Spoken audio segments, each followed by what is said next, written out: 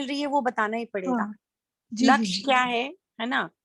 लक्ष्य के अर्थ में सारी चीजें हैं। पूरी जो कायनात जो चल रही है वो किसी लक्ष्य के अर्थ में चल रही है।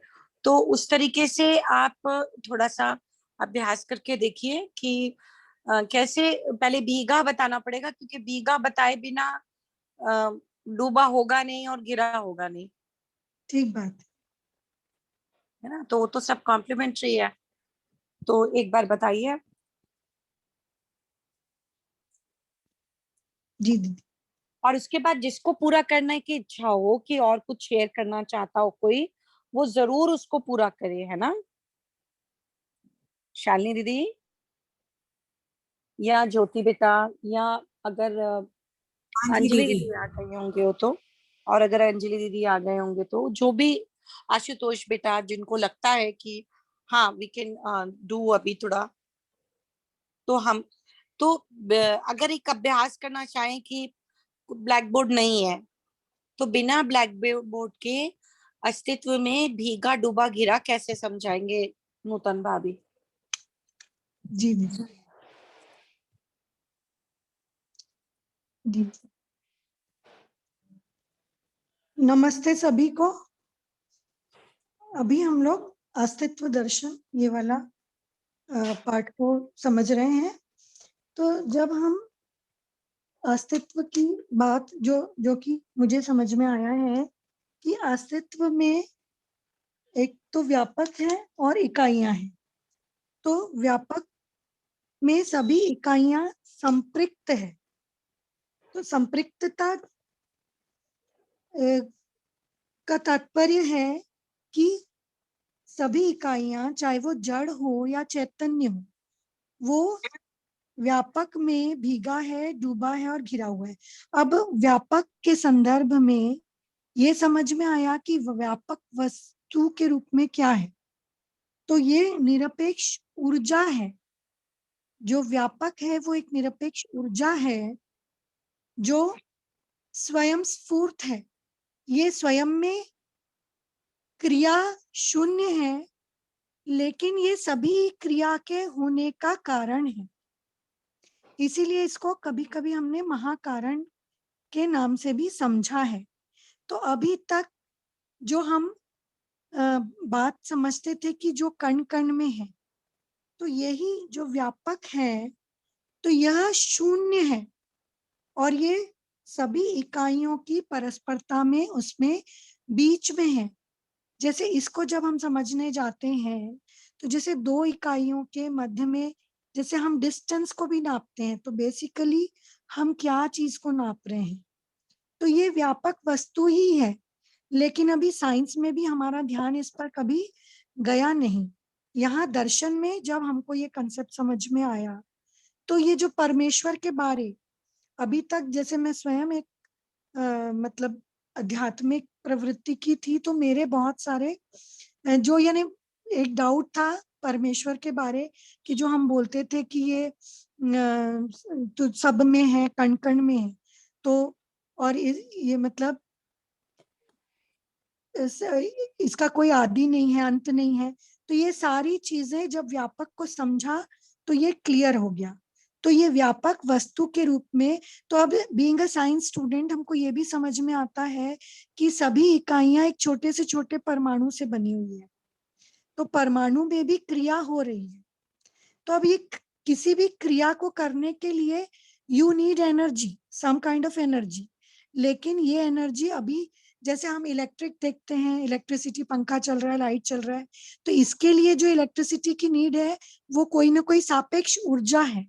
लेकिन ये जो बड़े बड़े ग्रह गोल नक्षत्र चल रहे हैं, छोटे से छोटे परमाणु में क्रिया हो रही है, तो ऑल दिस क्रिया इज बिकॉज ऑफ द इकाइयां, ये जो व्यापक में संपृक्त है, डूबा है, भीगा है, घिरा है, यानी इसे सभी इकाइयां ये व्यापक से, ये निरपेक्ष ऊर्जा से ओत प्रोत है। तो जब हम ओत प्रोत कह रहे हैं, तो इकाइयों के मध्य में भी है, जो व्यापक है उसके आर पार भी है, and it is surrounded also, सभी इकाइयां। और इसीलिए हमको जो एक नियंत्रण, एक व्यवस्था दिखाई देती है अस्तित्व में, जब पूरे अस्तित्व का जब हम उसको समझने जाते हैं तो वहां कहीं भी क्योस नहीं है, जो अस्थिरता और अनिश्चयता नहीं है, जो यहाँ पर एक व्यवस्था दिखाई पड़ती है। तो ये व्यापक ही है जो हमको समान रूप से प्राप्त है, सभी इकाइयों को, धरती पर भी और धरती के अलावा भी, यानी पूरे अस्तित्व में, not even in our galaxy, यानी ये पूरे ब्रह्मांड से भी परे की भी हम जब बात करते हैं, तो जब हम गैलेक्सीज की भी बात करते हैं तो हमारी धरती एक ग्रह है मिल्की वे गैलेक्सी में, कह लीजिए। तो इसमें भी एक व्यवस्था है और सभी जगह ये व्यवस्था का स्वरूप हमको समझ में आता है। तो अब ये अब ये क्रिया की जब हम बात करते हैं तो उसके लिए ऊर्जा, तो ये व्यापक में संपृक्तता की वजह से, भीगा होने की वजह से, हर परमाणु के मध्य में भी ऊर्जा संपन्न है परमाणु, और उसी में बल संपन्नता है उसकी वजह से। और जो क्रियाशीलता, जो एक एक जो माइन्यूट पार्टिकल्स, इलेक्ट्रॉन्स, प्रोटॉन्स कह लीजिए साइंस में उसको, यहाँ हम उनको अंश कहते हैं। तो अब और ये जो एक प्रकृति है, जो अस्तित्व है, ये पूर्ण है और ये पूर्णता में हम गर्भित हैं, इसीलिए हम में पूर्ण होने की प्यास है। और जब हम पूर्णता की बात करते हैं तो पूर्णता के रूप में तीन ही पूर्णता हमको अस्तित्व में समझ में आती है: गठन पूर्णता, क्रिया पूर्णता और आचरण पूर्णता। तो अब जब गठन पूर्णता की को समझने जाते हैं तो सभी कुछ जो बना हुआ है, वो जड़ इकाइयां जो है वो परमाणुओं से बनी हुई है और उसमें अंश है। तो ये अंश में कुछ जो इकाइयां, उनमें जो अंशों का आपस में लेना देना चलता है। कुछ इकाइयां, जो कुछ परमाणु हैं, वो हम उनको कहते हैं, जो ले रहे हैं अंशों को, भूखे परमाणु, और कुछ को हम कहते हैं अजीर्ण परमाणु, कि जिनमें से देना होता है।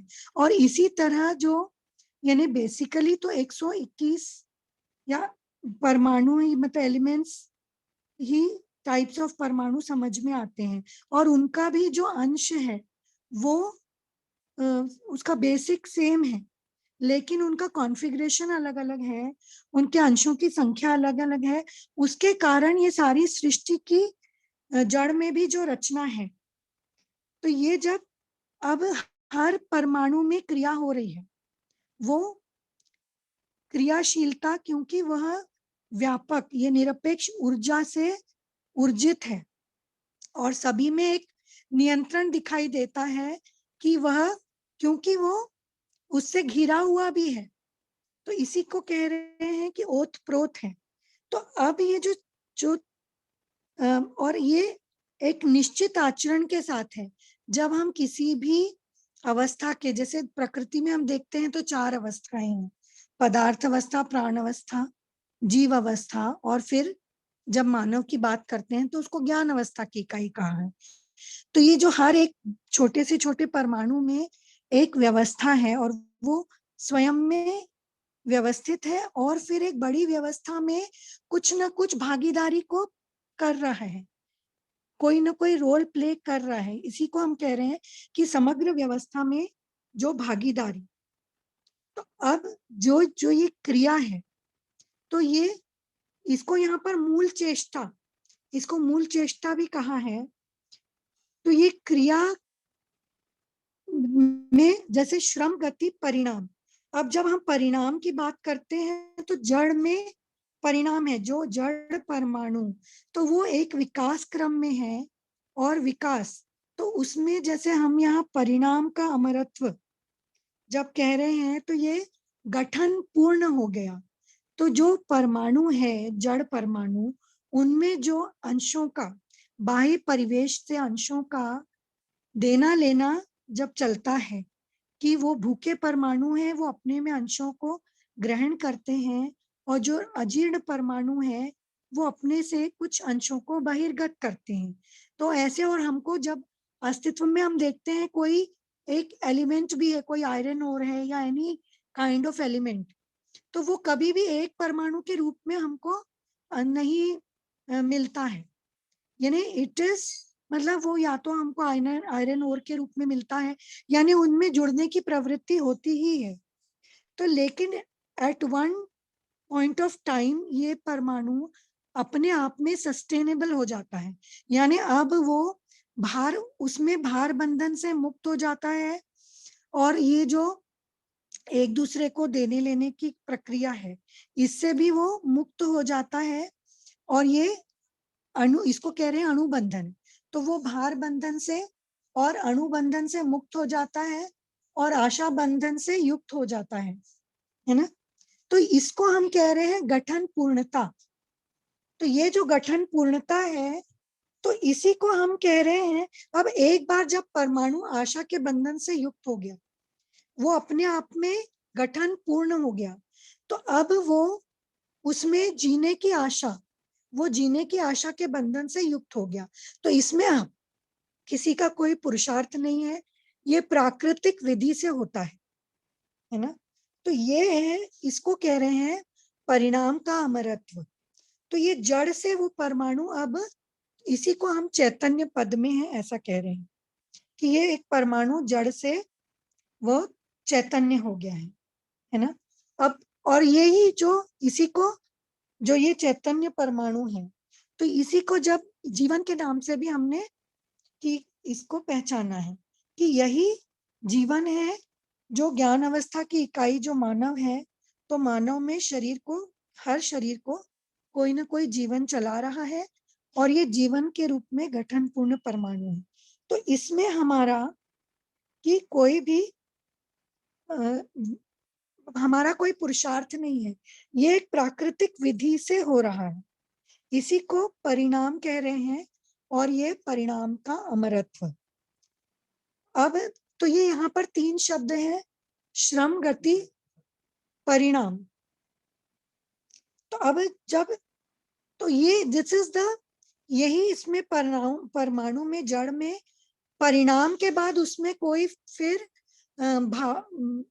उसमें कोई भी, उसमें गुणात्मक परिमार्जन होगा, लेकिन उसमें मात्रात्मक कुछ भी चेंजेस नहीं आएंगे। तो एक बार अगर परमाणु गठनशील, गठनशील से गठन पूर्ण अगर हो गया है, तो उसमें फिर वो मात्रात्मक चेंजेस की कोई वो नहीं रहती है, और वो फिर, यानी उसमें बैक गियर नहीं है कहीं भी। प्रकृति में, प्रकृति में हमेशा विकास क्रम है और विकास है, वहां पर कहीं पर भी बैक गियर नहीं है। तो जड़ से अगर परमाणु चैतन्य हो गया, तो वो उसको गठन पूर्णता कह रहे हैं।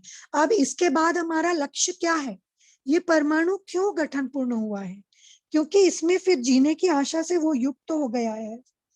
तो जब हम जड़ में श्रम और गति को देखते हैं, है ना, तो जड़ परमाणु का लक्ष्य क्या है कि वह जड़ से चैतन्य होना ही उसका लक्ष्य है, जड़ परमाणु का। तो ये उस समय तक उसमें, जैसे ये क्रिया कुछ ना कुछ होती ही रहती है, कोई भी इकाई ऐसी नहीं है कि जो, जिसमें कोई क्रिया नहीं हो रही हो।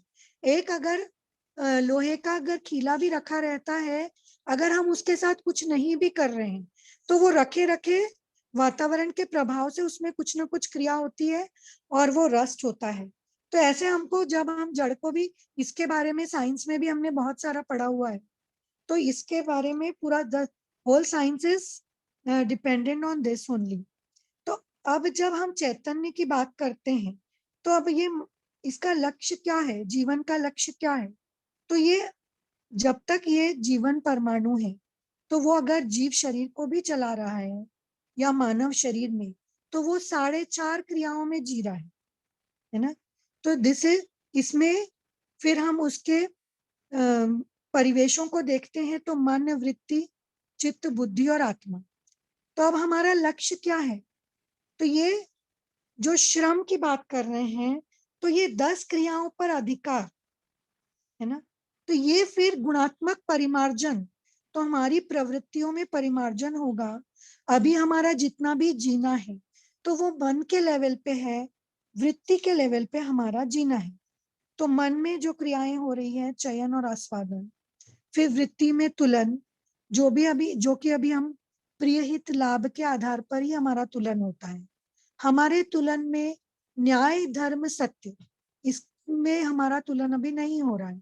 इसीलिए हम कह रहे हैं कि ये जो हमारी क्रिया हो रही है वृत्ति की, ये भी अभी आदि क्रिया हो रही है। फिर तुलन के बाद हम विश्लेषण करते हैं ना, तो विश्लेषण करते हैं, उसके आधार पर हमारा निर्णय होता है, जैसे चयन करते हैं। और चयन हम हर पल हर क्षण करते हैं। जैसे अभी हम बैठे हैं तो हमें किस पोस्चर में बैठना है, हमें ये लेकिन इतने फ्रैक्शन ऑफ अ सेकंड में होता है कि हमें ये रियलाइज ही नहीं होता है कि वी आर चूजिंग इट, कि चयन हम मुझ में हो रहा है। लेकिन अगर हम स्वयं में जांच कर देखते हैं तो ये चयन हम में हर पल हर क्षण हो रहा है ना। और फिर ये कहाँ से आ रहा है? हमारे चित्रण से। हमारे चित्रण में जो भी है, तो ये हमारी इच्छाएं कहाँ से डायरेक्टेड है? अब चित्रण हमारा अभी कहाँ से आ रहा है? मान्यताओं से आ रहा है, बाह्य परिवेश से आ रहा है ना। तो ये इसीलिए हमको जो श्रम के विश्राम यानी क्रिया पूर्णता हमारा लक्ष्य है। तो अभी जो हमको थकान होती है, जैसे शरीर की अपनी एक सीमा है, लेकिन शरीर से भी जब हमारा मन प्रसन्न रहता है, हम उत्साहित रहते हैं, तो हमें थकान नहीं महसूस होती है। हम अपनी हॉबीज का, अपने हमें हमें जो अच्छा लगता है वो काम हम जब करते हैं तो हमें कोई थकान महसूस नहीं होती है। और कभी कभी ऐसा होता है कि हम बैठे बैठे हमें बहुत थकान महसूस होती है। तो बेसिकली ये श्रम, हमको ऐसा लगता है हमने बहुत श्रम किया। तो ये हमारे विचारों में जो द्वंद्व है, तो ये हमारे विचारों में जो द्वंद्व है उसके कारण हमें ये थकान महसूस होती है। जो मेरी आशा विचार इच्छा में जो एक हार्मनी नहीं है, संगीतमयता नहीं है। अभी हम सोचते कुछ हैं, बोलते कुछ हैं, करते कुछ हैं, तो जो मैं करना चाहती हूँ मैं कर नहीं पाती। तो ये सब जो मेरे में अंतर द्वंद है, यही हमारी थकान का कारण है।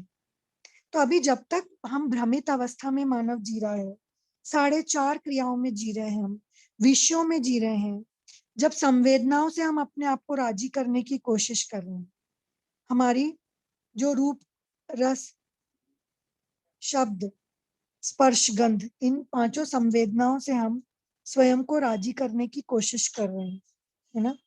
तो इसीलिए इसमें, और इसमें हम सुख, तो बेसिकली ये जीवन का लक्ष्य क्या है? तो सुख शांति संतोष और आनंद, ये जीवन का लक्ष्य है। तो हर पल हर क्षण मानव सुखी होना ही चाहता है। अब और मानव का लक्ष्य क्या है? वह समाधान से सुखी होगा। समाधान, समृद्धि, अभय और सहअस्तित्व, ये मानव का लक्ष्य है।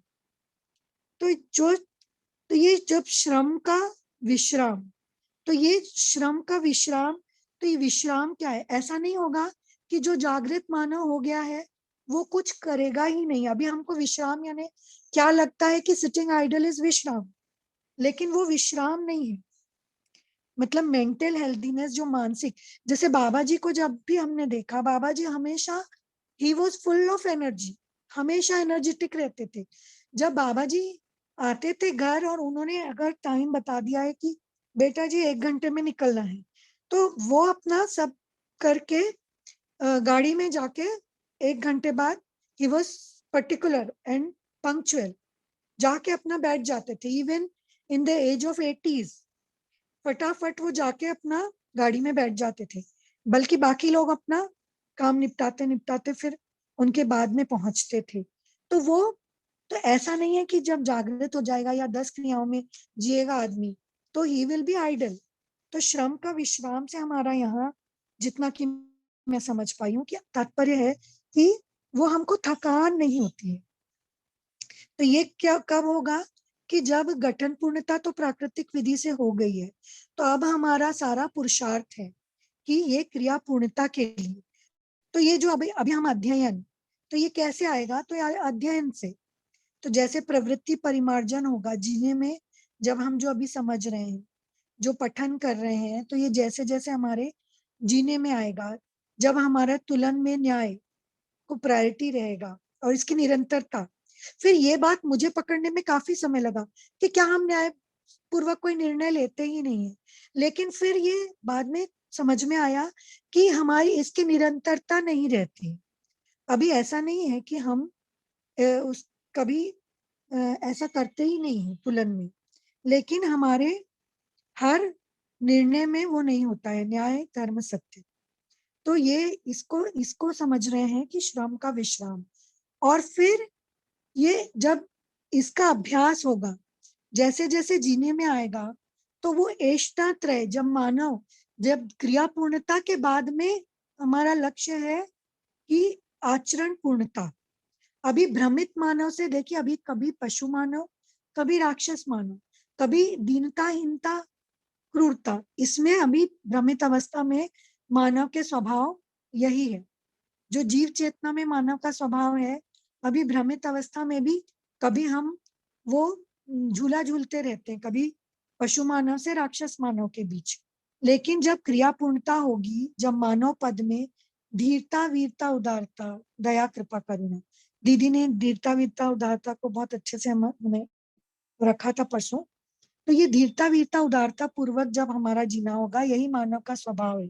तब ये क्रिया पूर्णता से फिर इसके बाद हमारा लक्ष्य है आचरण पूर्णता। तो इसी को कह रहे हैं गति का गंतव्य। तो ये फिर देव पद दिव्य पद, तो व्यवस्था में भागीदारी। तो देखिए, मानव जब भी जिएगा तो जो परिवार मूलक स्वराज्य व्यवस्था की हम बात करते हैं, तो परिवार में प्रमाणित होना, परिवार में जीना, तो ये मानव पद में फिर परिवार व्यवस्था के बाद में समग्र व्यवस्था में, समाज व्यवस्था में, फिर समग्र व्यवस्था में भागीदारी, है ना। तो ये व्यवस्था में भागीदारी और व्यवस्था को प्रमाणित करना। तो आचरण पूर्णता के बाद दिव्य मानव और देव मानव में जो भी वो ऐष्णा मुक्ति, पुत्रेष्णा वित्तेष्णा लोकेष्णा, इससे भी मुक्त, वहां उपकार, उनका जीना सदा वहां दया कृपा करुणा, करुणा प्रधान होगा और उपकार की का ही उनका प्रायोरिटी रहेगा हमेशा, उनका जीना। तो ये आचरण ही गति है, जो आचरण पूर्णता की जो हम बात कर रहे हैं, है ना। मानवीयता पूर्ण आचरण को हमने समझा है मूल्य चरित्र नैतिकता, तो ये मानव का स्वभाव है। फिर ये क्रिया पूर्णता के बाद आचरण पूर्णता, ये गति का गंतव्य। तो दिस इज द जो जीवन, अभी हम जब कह रहे हैं कि जागृति क्रम और जागृति, तो यही जागृति है जो कि मानव का लक्ष्य है। अभी क्यों जीना है, ये जीवन शरीर को क्यों चला रहा है, यही हमको अभी दर्शन में आने के पहले तक हमको ये क्लियर नहीं हुआ था। अभी भी हमको ये सूचना रूप में है कि मैं मानव हूँ, केवल शरीर नहीं हूँ, शरीर और जीवन का एक संयुक्त स्वरूप हूँ। और एक चीज और समझ में आया कि जीवन रूप में, जैसे भाई जीवन रूप में भी बिना शरीर के भी जीवन तो है ही, लेकिन वहां पर हमारा प्रवृत्ति परिमार्जन नहीं होता है।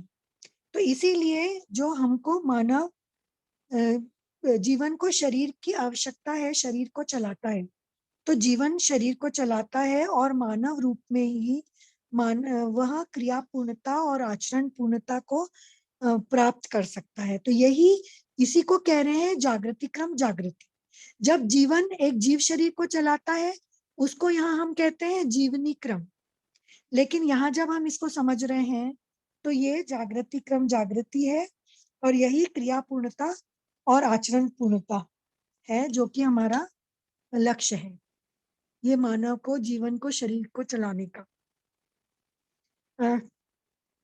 हाँ जी दीदी, क्या मैं कुछ अपनी बात रख पाई, कुछ क्लियर हाँ कर पाई? भाभी, बहुत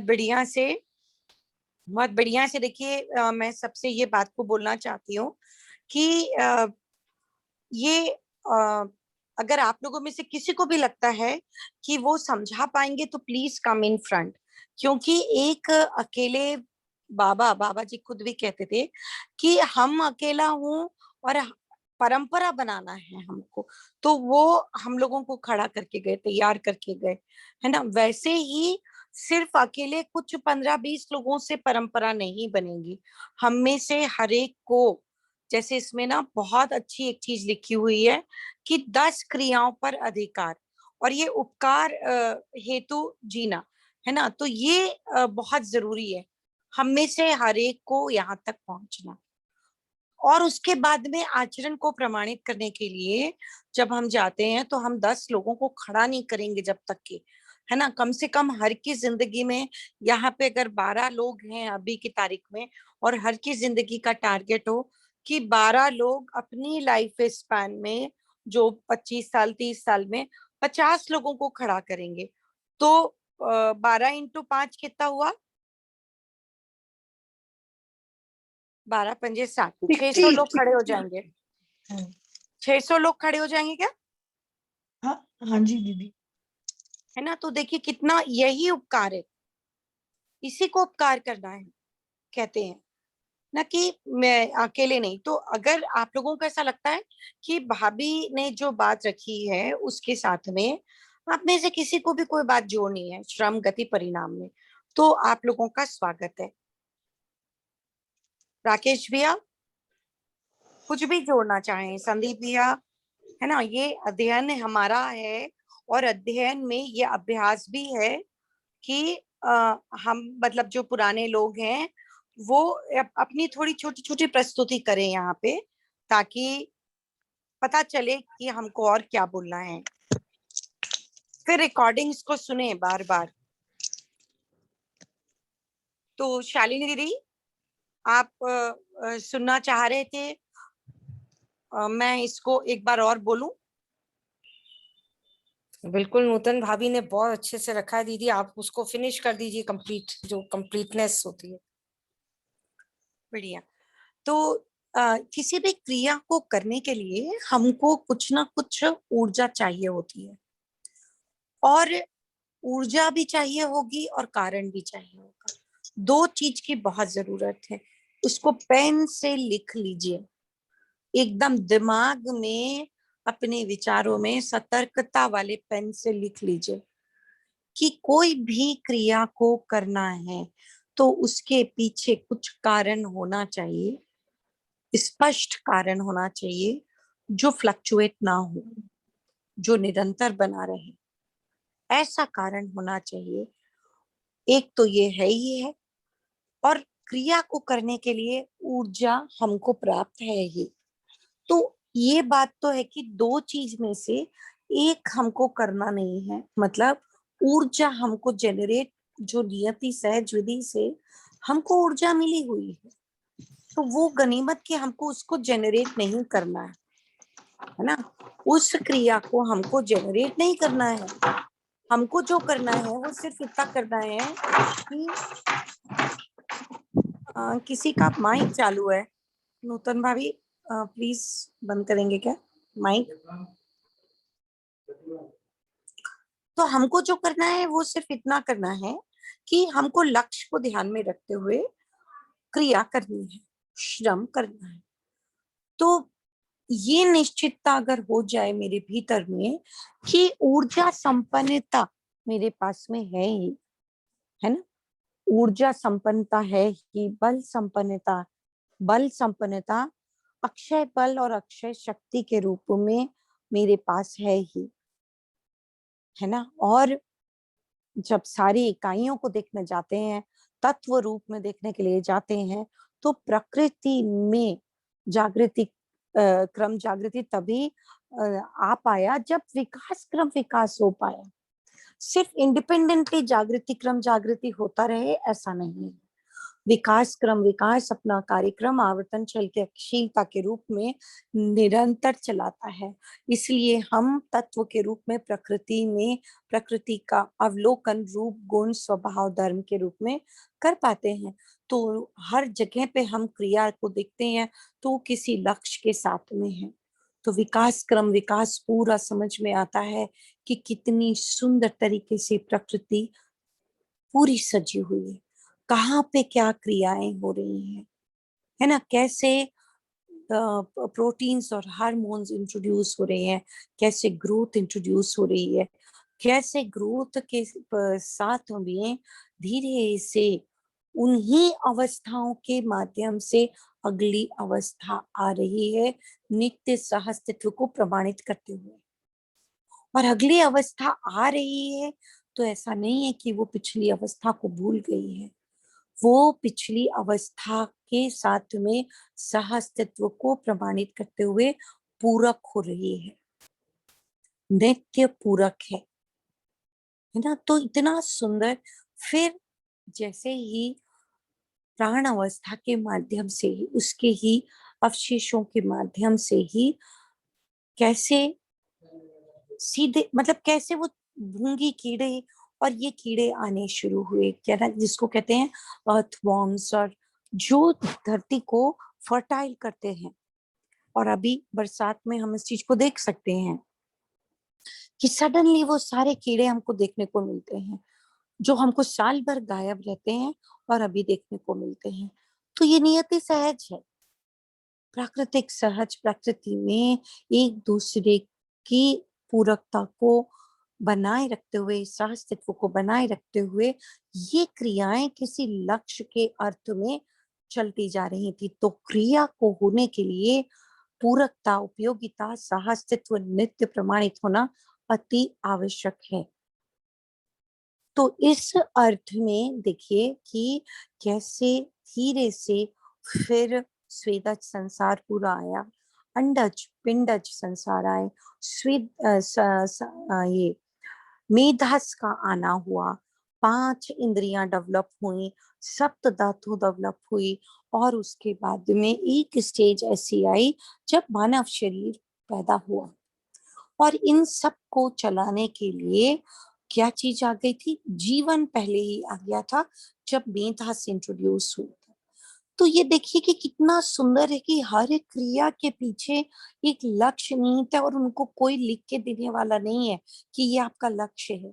नियति सहज वो अपने आचरण को प्रमाणित करते हुए नियम पूर्वक जब चलते हैं तो नियंत्रित रहते हैं, संतुलित रहते हैं, संतुलित रहते हुए व्यवस्था में भागीदारी करते हुए समग्र व्यवस्था में भागीदारी करते हैं।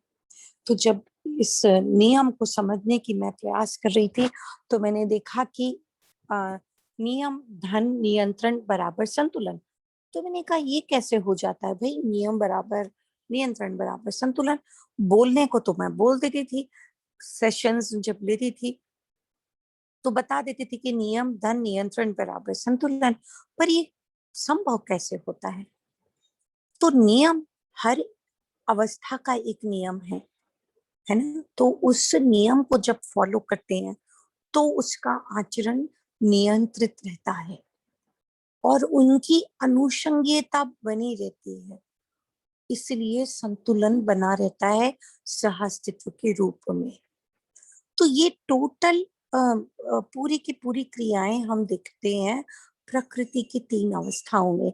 मानव में आते हैं तो हड़बड़ा जाते हैं, जब देखने के लिए जाते हैं मानव में तो ऐसा लगता है कि यार मैं तो समझ रही हूँ, बड़ा अच्छा लग रहा है ये सारी बातों को सुनना, परंतु ये आदमी मेरी जिंदगी में क्यों है, मैं ऐसी क्यों हूँ, मेरे में कोई परिवर्तन क्यों नहीं आ रहा है, मैं बार बार सुन रही हूँ मैं वहीं की वहीं क्यों हूँ।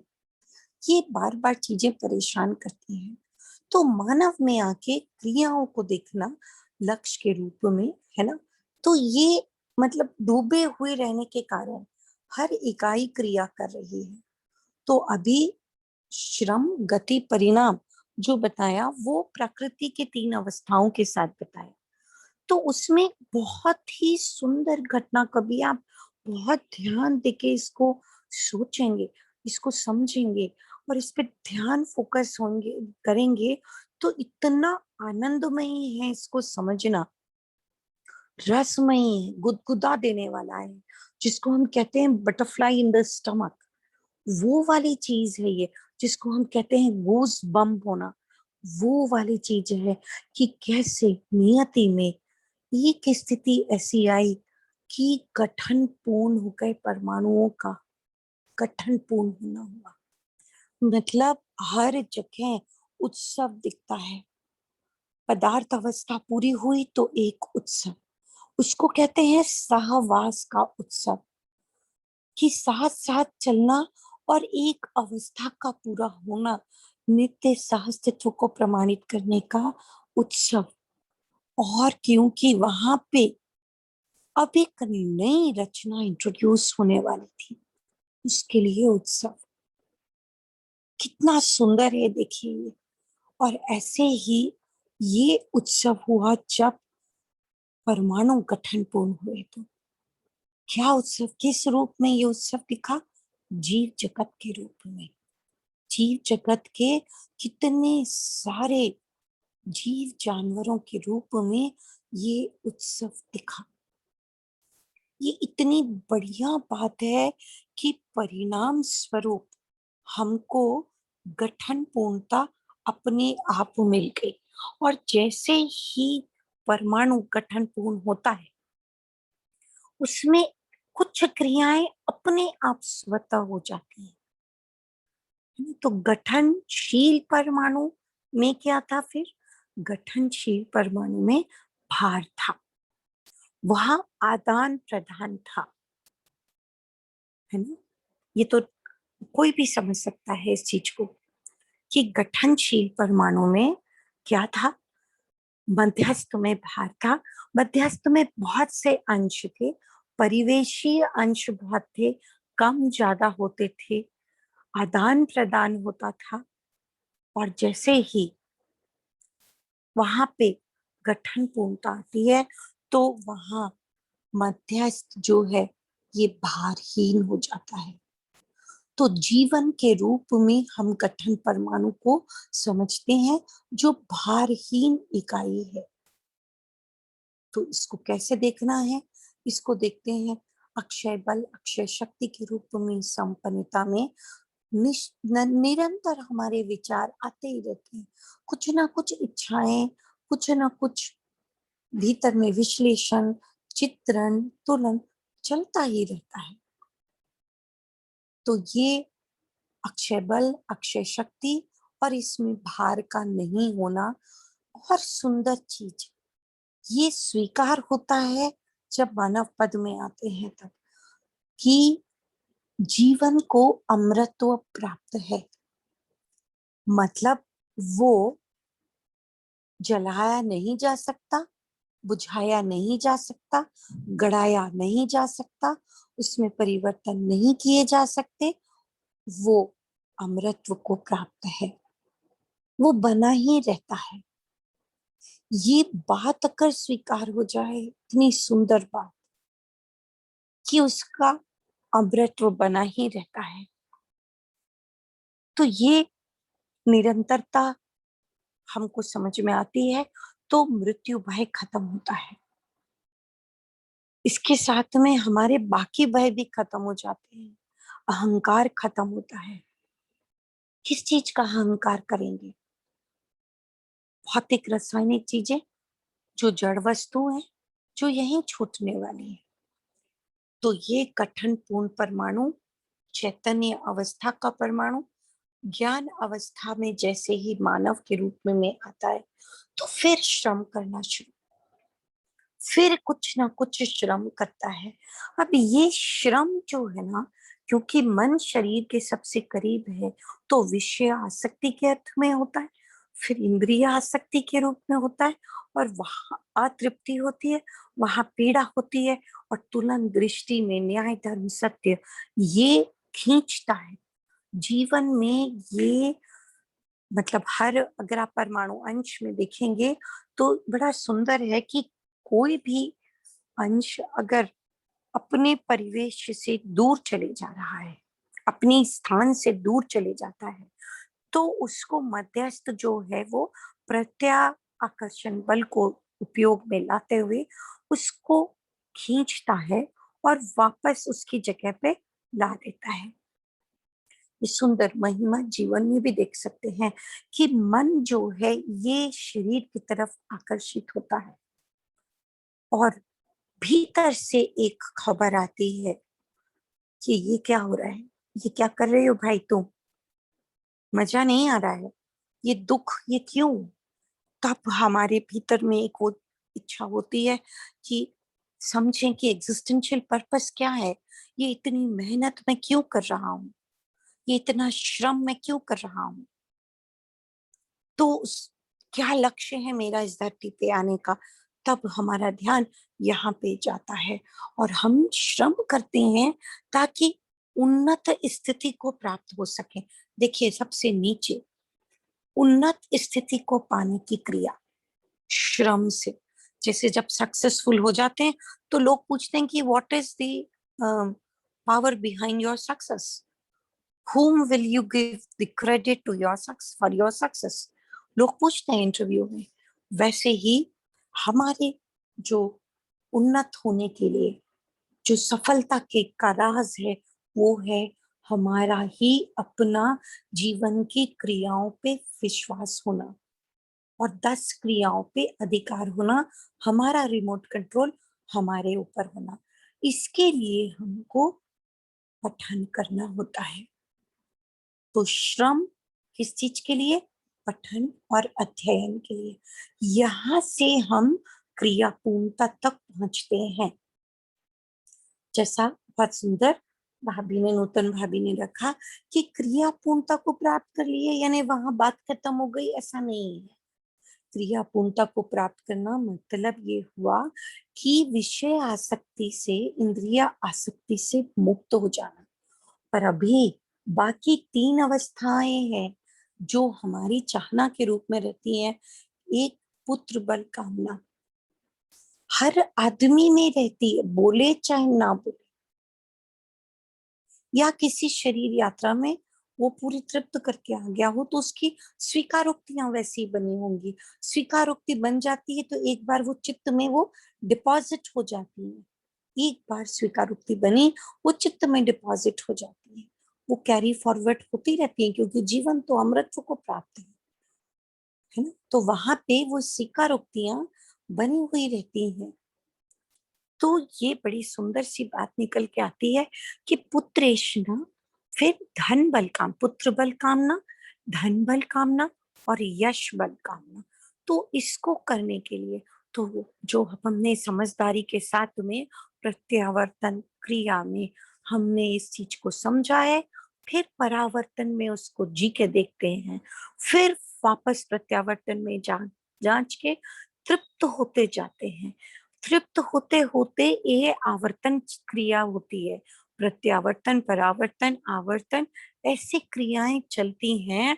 और फिर एक समय आता है जब ऐशनाओं के अभ्यास से मुक्ति हो जाती है और हम आचरण पूर्णता को प्राप्त करते हैं। यही ये उपकार एक्चुअली लिखा गया, ये उपचार है, ये सॉरी उपकार है। तो सॉरी, पहले बेटा जी ने उपकार था तो मैंने वही देखा बिना चश्मे के। तो ये गंतव्य तक पहुंच जाना, यही हमारा गंतव्य था। वहां तक पहुंच के क्या करना है, उपकार करना है। आचरण प्रमाणित करते ही हैं, धीरता, वीरता, उदारता, दया, कृपा, करुणा, इस रूप में आचरण को प्रमाणित करते हैं। अब ये जो मानव का जो श्रम होता है, उसको, उसके लिए कुछ नियम होते हैं। कुछ भी करने के लिए कुछ नियम है। पूरी प्रकृति में, पूरी कायनात में देख लीजिए, वो नियम से है कि नहीं। ग्रह गोलों को देख लीजिए, वो नियम पूर्वक है कि नहीं है। तो हम पुष्ट हो जाते हैं कि हाँ भाई, नियम पूर्वक चलना पड़ेगा, मुझे भी नियम पूर्वक चलना पड़ेगा। तो बीच बीच में इधर उधर ध्यान जाता जाएगा, फिर मन को वापस लाना पड़ता है कि नहीं भाई बन, नियम पूर्वक चलना है हमको। फिर इधर उधर जान जाएगा तो फिर थोड़े दिन मन नियम पूर्वक चलेगा। ये अभ्यास है, ये अभ्यास है मन को नियंत्रित करने का। मन को, जैसे ये अभ्यास है, हम क्या करते हैं कि जब घोड़ा गाड़ी चलाते हैं, जब तांगा चलाते हैं, तो एक उस चलाने वाले के पास एक हंटर होता है। वो हंटर मारता है कि भाई ठीक से चलो, इधर उधर मत भागो, या उसकी गति को तेज करने के लिए, वो लक्ष्य पे पहुंचने के लिए, वो गति पे पहुंचने के लिए वो हंटर मारता है कि हंटर मारता है। तो हमारे पास कौन हंटर है, हम ही है। हम ही नियम का हंटर स्मरण के रूप में, सतर्कता के रूप में हमारे ऊपर मारते हैं, नहीं तो नियति का हंटर पड़ेगा, वो ज्यादा पीड़ादायक होता है। तो हम ही उस चीज को करते हैं। तो जो घिरा रहना है, वो घिरा रहना कैसे समझ में आता है कि हर इकाई अपने नियम के से संचालित है, स्वयं स्फूर्त विधि से, इसलिए नियंत्रित है और इसलिए घिरे होने का वो प्रमाण देती है व्यवस्था में भागीदारी करते हुए। तो ये ग्रह गोल, ये एक एक इकाइयां विकास क्रम की, ये हम देखते हैं तो ये हमको स्वयं स्फूर्त से नियंत्रित दिखती है, इनको कोई अंतर नहीं चलाता है। पर मानव के पास क्योंकि कल्पनाशीलता है, कर्म स्वतंत्रता है, तो मानव को ही ये सारी चीजें समझने की आवश्यकता पड़ती है। जैसे एक दिन संगीता दीदी कह रही थी कि भाई मकड़ी को लगा ऐसा, मकड़ी ने सोचा ऐसा, तो ये आदमी सोच रहा है कि मकड़ी ऐसा सोच रही है, मकड़ी तो अपने नियम से चल रही है, उसमें सोच समझ नहीं है। तो ये मानव सोच सोच के ना अपने आस्था भय प्रलोभन में इस तरीके से एक पर्दा उसके दृष्टि पे लग जाता है। और जब ये पर्दा पठन पठन पठन के अभ्यास से हटता है, अगर हम सबके अभ्यास से हटता है, तो सारे मानव के लिए यही कार्यक्रम निकल के आता है। तो वहां से हम निकल के आते हैं नियम पूर्वक चलने में। तो हर मानव अपने आचरण को प्रमाणित कर सकता है, नियम पूर्वक जीते हुए, नियंत्रित रहते हुए।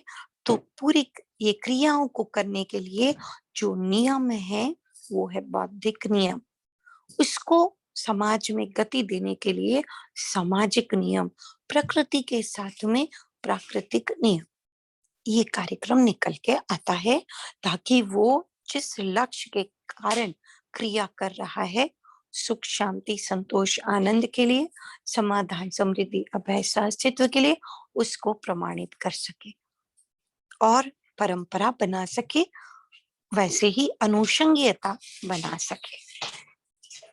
जय हो। अगर आपको लोगों में से किसी को लगता है कि कुछ और जोड़ना है तो इसमें जोड़ सकते हैं, या कोई प्रश्न है तो बताइए।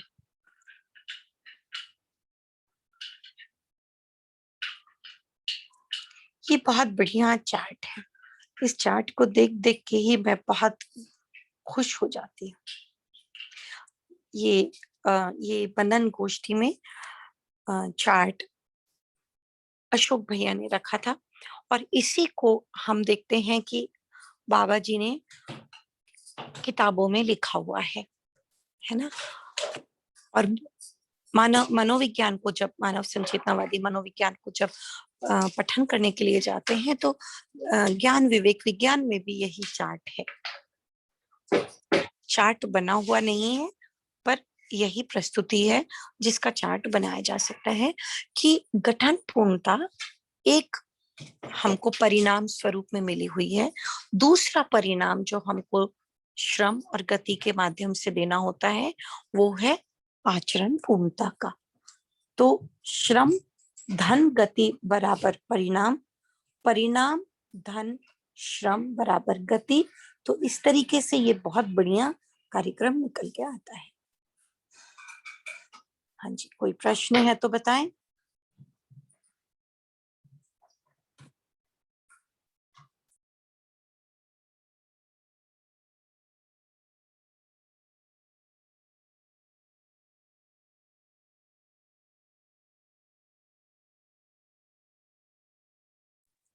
कोई प्रश्न नहीं है, कोई टेक अवे है, कुछ अच्छी बात हो तो बताएं, नहीं तो फिर हम आगे उसमें चलते हैं अध्ययन बिंदु के आगे चैप्टर में, जिसमें जीवन की क्रियाएं हैं। इसमें शेयरिंग ही कहूँगा थोड़ी सी हाँ दीदी। भैया, हाँ भैया। इसमें जो सतर्कता अपने जीने में और नियम के अनुसार तुलन विश्लेषण में यहाँ दम लगता है, बिल्कुल। इसमें इसमें मैं ये सोचता हूँ कि ये प्रक्रिया बेशक अपने आप हो रही है, आस्वादन, चयन, तुलन, विश्लेषण, तो चित्रण में जो चित्रण पहले से आधे अधूरे बन रहे हैं उसके हिसाब से मैं निर्णय नहीं ले पाता हूँ, तो इसमें या तो पीड़ा बनती है या फिर मैं आगे बढ़ता हूँ। अगर मैं ये देखूं कि हाँ अक्षय बल शक्ति है हर क्रिया में, बिना हाँ जी। बिना शक्ति के क्रिया होती ही नहीं है, वो मेरे को प्राप्त है और उसमें कल्पनाशीलता और कर्म स्वतंत्रता है मेरे पास दौड़ाने के लिए, मैं ये समझता हूँ। तो जो जोर लगना है वो यहीं पर लगना है। इसमें आधी क्रिया हम तुलन को मानते हैं, आधी क्रिया 4.5 क्रियाओं में आधी किसको मानते हैं, ये जिज्ञासा, ये भूल जाता हूँ। हाँ भैया। आधी आधी क्रिया कौन सी है? तुलन। हाँ भैया, आदि क्रिया तुलन है। न्याय तुलन, धर्म सत्य या फिर प्रिय हित लाभ की दृष्टि से। हाँ ये आधा होता है, प्रिय हित लाभ हो रहा है, न्याय धर्म सत्य नहीं हो रहा है, और चाहत के रूप में बना रहता है, चाहत के रूप में वो खींचता है न्याय जी जी है ना। तो प्रिय हित लाभ दृष्टि में भी हम ये बात तो बोलते ही हैं, यार ये खा के मजा नहीं आया, तबीयत खराब हो रही है, मैं छोला नहीं खाऊंगा, या मैं वहां नहीं जाऊंगा, है ना, थकान हो जाती है मॉल में जाने से, तो ये सारी चीजें हम बोलते ही हैं, जी दीदी। इतना कपड़ा एक एक खरीदूंगा। हाँ, एक बात इसमें मैं दोनों, जैसे आप चार्ट की बात करते हैं, जीवन क्रिया वाला चार्ट जिसमें आस्वादन, चयन, तुलन, विश्लेषण, चित्रण 4.5 क्रियाएं हुई, इसको अगर हम परमाणु संरचना के हिसाब से देखते हैं तो उसमें जो बाह्य बाहर वाला जो ऑर्बिट कहें वो मन है दीदी, आगे हाँ फिर जी। ऐसे वृत्ति, चित्त, बुद्धि और फिर सेंटर में आत्मा। जी। तो इसमें जब कंपेयर करने जाते हैं तो थोड़ा सा ऐसा समझ में आता है कि दोनों चार्ट को, जीवन क्रिया की दोनों चार्ट को परमाणु संरचना के हिसाब से और इसमें जब कंपेयर करते हैं तो आप जैसे कह रहे हैं कि अभी नूतन दीदी जी का था, उसमें आकर्षण और जैसे कोई कोई अंश में कोई एटम अगर थोड़ा सा दूर जाता है फिर पास आता है, उसको एडजस्ट करता है, ऐसा सोचा जाए तो मैं ठीक सोच रहा हूँ दीदी? भैया इसमें जो है बेटा जी, वो 122 वाला जो जीवन परमाणु का पूरा जो चार्ट है वो लेके आएंगे क्या एक बार, आशुतोष बेटा जी? आंटी जी, मनोविज्ञान में जो है, जो आपने बनाया हुआ है भैया ने निकाले, जो आपने एक अपना बना हुआ है ना ब्लू रंग का, जिसमें पूरा बैकग्राउंड है और परिवेशी अंश पूरे दिए हुए हैं उसमें, ओके, ज्योति बहन जी। वो पिक है शायद। हाँ हाँ वो आंटी पिक जी, है, हाँ वो पिक है, हाँ। एक मिनट मैं देखता हूँ, किसी ने मुझे भेजा तो था, तो मैं मुझे आपको भेजूं? देखना पड़ेगा। हाँ, आप भेज दीजिए ना मुझे, मैं अभी उसे रिप्रेजेंट कर देता हूँ यहाँ पे। हाँ, तो भैया क्या होता है कि इसको मतलब अगर हम ऑर्बिट स्टेटस पे देखते हैं, इसको समझते हैं, तो ये बात अगर मतलब जीवन परमाणु और इसके साथ में हमारे जितने भी जीवन की क्रियाएं हैं, ये कॉम्प्लीमेंट्री हैं। जीवन की क्रियाएं और जीवन के परमाणु कॉम्प्लीमेंट्री हैं। तो जो आकर्षण की जो मैंने बात कही है अध्ययन में स्पष्ट होती है। ये इसलिए बात कही थी क्योंकि अभी हम इसको सोचते हैं कि ये व्यक्ति ऐसा क्यों जी रहा है, ये मेरी पत्नी है, ये मेरा पति है, ये मेरे बच्चे हैं, या मेरे माता पिता हैं, सास ससुर हैं, या मित्र हैं, ये ऐसे क्यों जी रहे हैं, और हम इनको चेंज करने की कोशिश करते हैं। तो इसमें कहीं के भी कोई परमाणु को कुछ नहीं होता है, सिर्फ मन के जो परमाणु होते हैं, क्योंकि ये शरीर के सबसे करीब होते हैं, तो ये शरीर के तरफ आकर्षित हो जाते हैं, ये अपने स्थान से हट रहे हैं, ऐसा नहीं होता है भैया, है ना। क्योंकि ये हटना वटना ये कल्पना में आता है, शब्दों में हम प्रयोग करते हैं, ये आकर्षित होते हैं, ठीक है। तो उस आकर्षण को वापस में ये जो वृत्ति है, इसमें न्याय है, वो न्याय धर्म सत्य की जो दृष्टि है, और जो मध्यस्थ बल है, ये मध्यस्थ बल के पास में ये रहता है कि वो क्या कहते हैं, प्रत्याकर्षण बल को यूज करता है। ये आगे बहुत अच्छा समझ में आएगा राकेश भैया, इसको बहुत सुंदर तरीके से बाबा जी ने एक रिकॉर्डिंग में समझाया हुआ है। और साथ में मतलब अगर आप देखेंगे कि प्रत्याकर्षण बल तो मतलब जिस चीज की प्रतीक्षा है उसको पूरा करने के लिए आकर्षण उस बल को लगाना, तो उस चीज के लिए उन्होंने बहुत अच्छे एग्जाम्पल दिए हुए हैं, और उस आधार पर वो जो मन है उसको नियंत्रित कर पाता है, वृत्ति जो है वो मन को नियंत्रित कर पाता है। तो ये निरंतर अभ्यास की जरूरत होती है भैया इसमें। और इसमें जीवन की क्रिया का चार्ट लाएंगे क्या बेटा जी?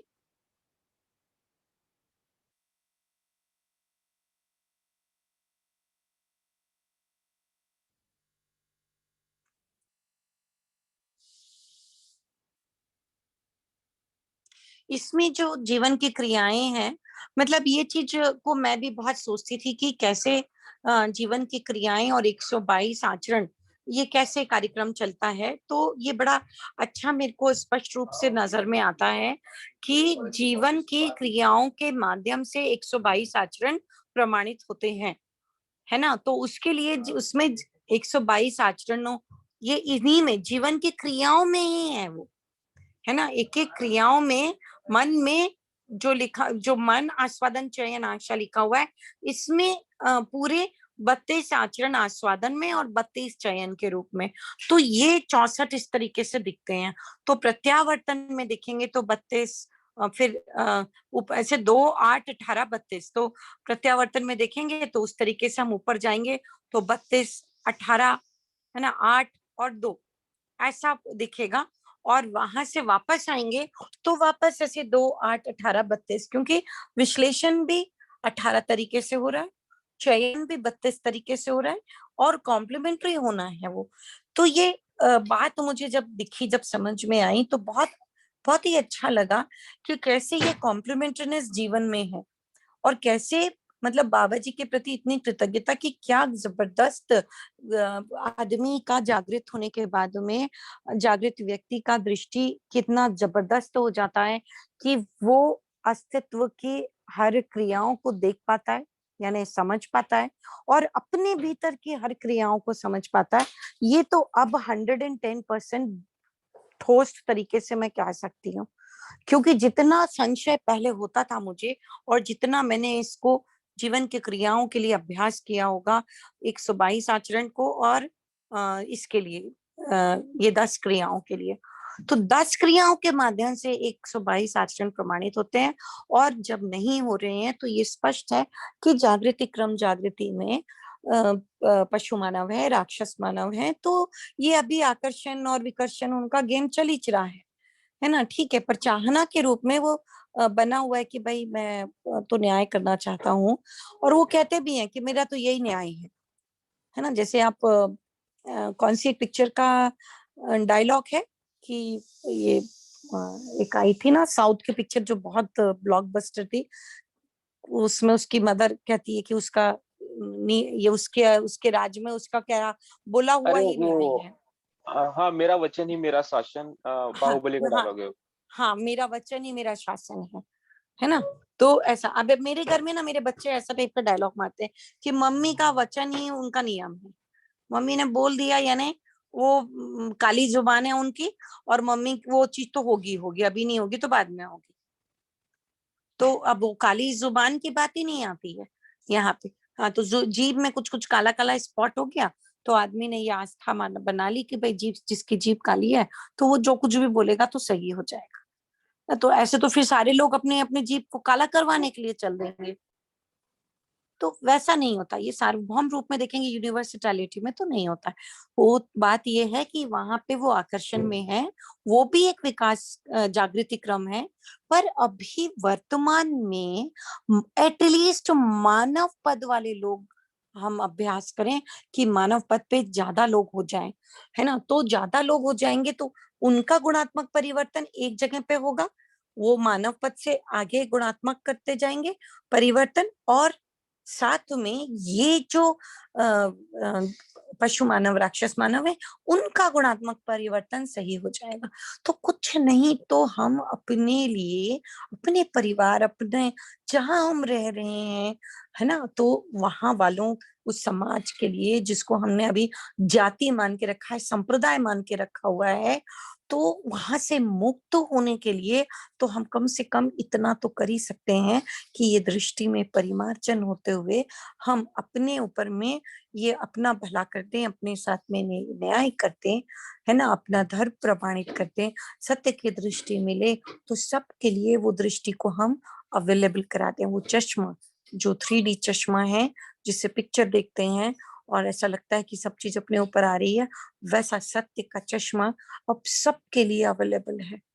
पर चश्मा लगाने के लिए विजन डेवलपमेंट करना पड़ेगा, और इसलिए वो थोड़े से पावर को एडजस्ट करना पड़ता है स्वयं के भीतर में, वो पावर अक्षय बल, अक्षय शक्ति के रूप में प्राप्त है ना। तो बढ़िया, ठीक है भैया। जी बहुत बढ़िया दीदी जी, बहुत बढ़िया। पर उसमें वही है कि धैर्य बना रहे।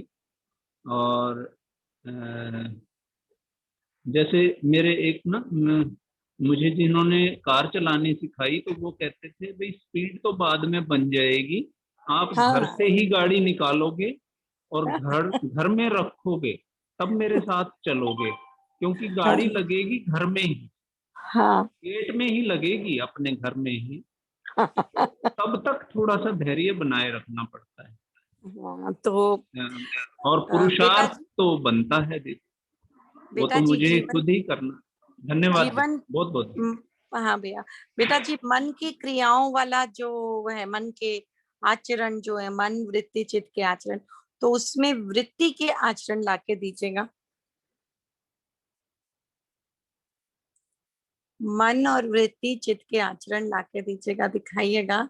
तो मैं महिमा बताऊं कि जीवन की क्रिया की महिमा, जीवन गठन पूर्ण होने से हमको क्या क्या चीजें कॉम्प्लीमेंट्री मिली हुई हैं, और हमारी नजर वहां तक जाती नहीं है, और हमको लगता है कि ये कैसे संभव होगा, और ये देखिए ये कैसे संभव होता है, ये इससे बड़ा जादू क्या होगा, इससे बड़ा चमत्कार क्या होगा।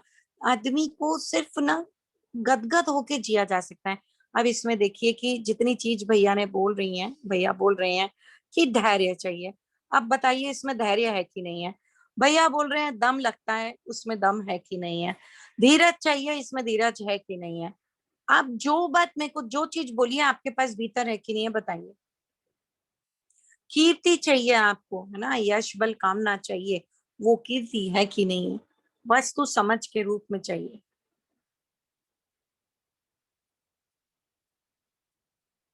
एक बार देख के बताइए कि क्या चीज इसमें नहीं है। जिस चीज को आप बोल रहे हैं वो है कि नहीं है, वो सारी चीज, वो सारी जी चीज हमारे भीतर है कि नहीं है। जी जी। है ना, जाति और काल, पुष्टि तुष्टि, ये इतना जबरदस्त है। वाइंडिंग अप ऑफ वृत्ति में जब आप आखिरी में पढ़ेंगे तो मेरे को तो इतना मजा आता है। जाति काल तुष्टि पुष्टि, इससे बड़ा संतुष्टि कहाँ होगा जीवन में। सब चीज यही है, सब चीज यही है। शांति भीतर में रहेगी, अपनी पात्रता विकसित रहेगी, निर्विरोधता भीतर में रहेगी, तो दया दूसरे पे भी कर पाएंगे। भीतर शांत नहीं है और दूसरे पे दया करने गए हैं तो कैसे संभव होगा। तो ये सारी चीजें आप देखिए, इसके ऊपर की क्रिया देखिएगा, या मन की क्रिया एक बार ले आइए बेटा, मन देखिएगा।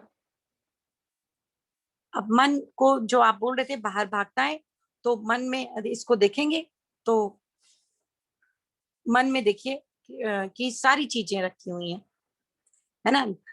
आस्वादन 3 किस्म के हैं, सारा रखा हुआ है यहाँ, रुचि मूलक, मूल्य मूलक, लक्ष्य मूलक, सारा चीज रखा हुआ है कि स्वाद चाहिए, कि कपड़ा पहनने के लिए चाहिए, सुगंध दुर्गंध चाहिए, शरीर छोड़ने से पहले कैसे सुरूप पुरूप और सुख दुख का मूल्यांकन करता है, क्योंकि मन में वो सब रखा हुआ है। कैसे सम्मान को ठेस पहुंचती है, जन्म देना होता है इसलिए कैसे ममता यहाँ है, भक्ति में कैसे अंधी भक्ति हो जाती, हर चीज, एवरीथिंग इज हियर। सुखी रहो, देख लीजिए एक बार, देखिए सारे तो संबंध,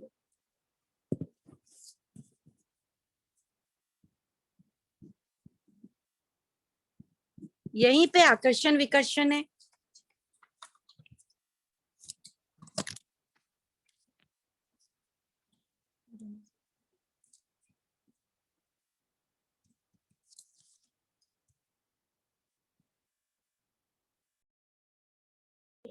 ये दे दो, धन्यवाद। सभी लोग को स्पष्ट हो रहा है। इसके बाद में वृत्ति में जाइए, वृत्ति देख लिया है, चित्त को देखिए, तृप्ति को देखेगा, चित्त में तृप्ति को देखिए। तो सारे जितना भी संशय है ना कि कहाँ मुझको ये करना है, चिंतन देखिए, 8 तरीके से चिंतन है ना। पहले हमने तुलन 8 तरीके से 18 तरीके से तुलन कर लिया, विद्या के रूप में तुलन कि ये पढ़ूं कि नहीं पढ़ूं, इससे मुझे ज्ञान मिलेगा कि नहीं मिलेगा, ये इससे मेरा भला होगा कि नहीं मिलेगा। तो उसमें चिंतन में देखिए सारी चीजें, चिंतन 8 तरीके से, और चित्रण, तृप्ति का स्वरूप, यहाँ आके तृप्ति होता है। तो जो चीजें मन में रखी हुई हैं वहां पे प्रिय हित लाभ की दृष्टि अगर आप देखेंगे तो मन में है, तृप्ति उसकी यहाँ पे आती है, वृत्ति और चित्त में आती है।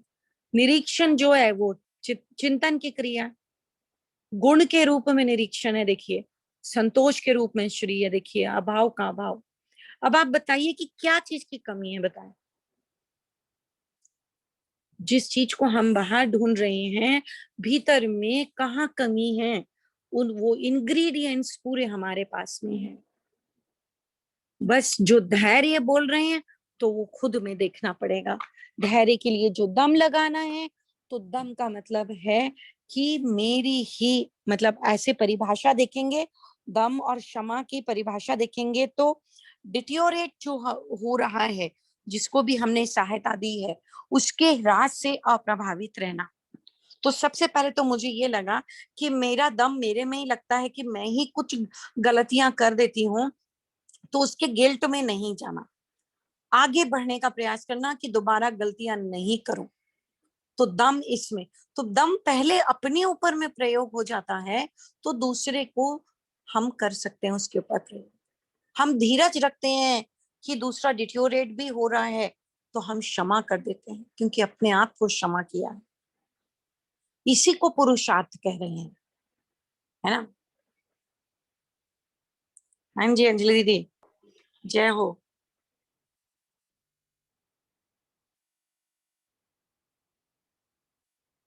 अच्छा, अंजलि दीदी जाना चाह रही होंगी इसलिए, तो बढ़िया, जीवन की क्रिया में आ जाएं या उसमें आ जाते हैं हम, अभ्यास दर्शन में, अभ्यास दर्शन बोल रही हूँ, अध्ययन बिंदु में, अध्ययन बिंदु जीवन की क्रिया।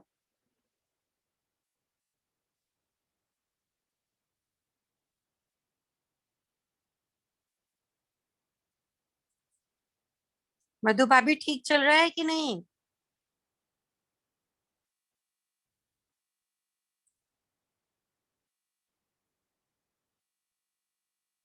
नहीं नहीं, पीछे बेटा, पीछे पीछे पीछे, हाँ ये आ गया पीछे, नमस्ते जीवन की दीदी। क्रिया।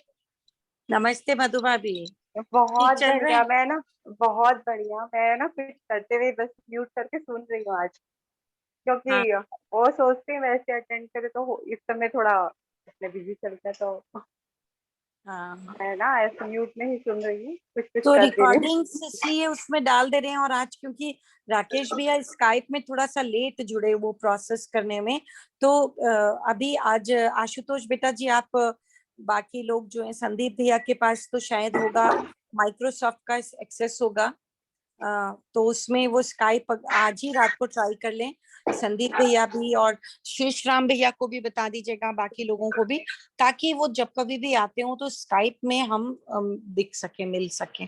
तो आज की रिकॉर्डिंग भी वहां चले जाएगी। बेटा संपृक्तता के बाद वाला डाल दीजिए। मूल बिंदु जो है, एक मिनट इसको पढ़ लेते हैं। व्यापक वस्तु, व्यापक, पारगामी, पारदर्शी, पारदर्शी, निरपेक्ष ऊर्जा, चेतना। मूल बिंदु सहअस्तित्व, सत्ता में संपृक्त जड़ चैतन्य प्रकृति का अध्ययन, भास, आभास, प्रतीति, अनुभूति। इसी का जो भास है, आभास है, प्रतीति जो है, ये सत्य के बारे में बात कर रहे हैं। नहीं भैया, बेटा जी इसके बाद का पेज जो है वो जीवन क्रिया वाला होगा बेटू। हाँ ये वाला ठीक बात है। तो जागृत जीवन में 10 क्रियाएं। अब इन 10 क्रियाओं को तो हम अभी किए भी हैं, बार बार करेंगे भी। तो इसके स्वरूप में जो रिजल्ट है, समाधान, समृद्धि, संपन्न परिवार, फलता। इस पे डाउट आ सकते हैं कि मेरी क्रिया पूर्णता से परिवार में कैसे समृद्धि आएगी।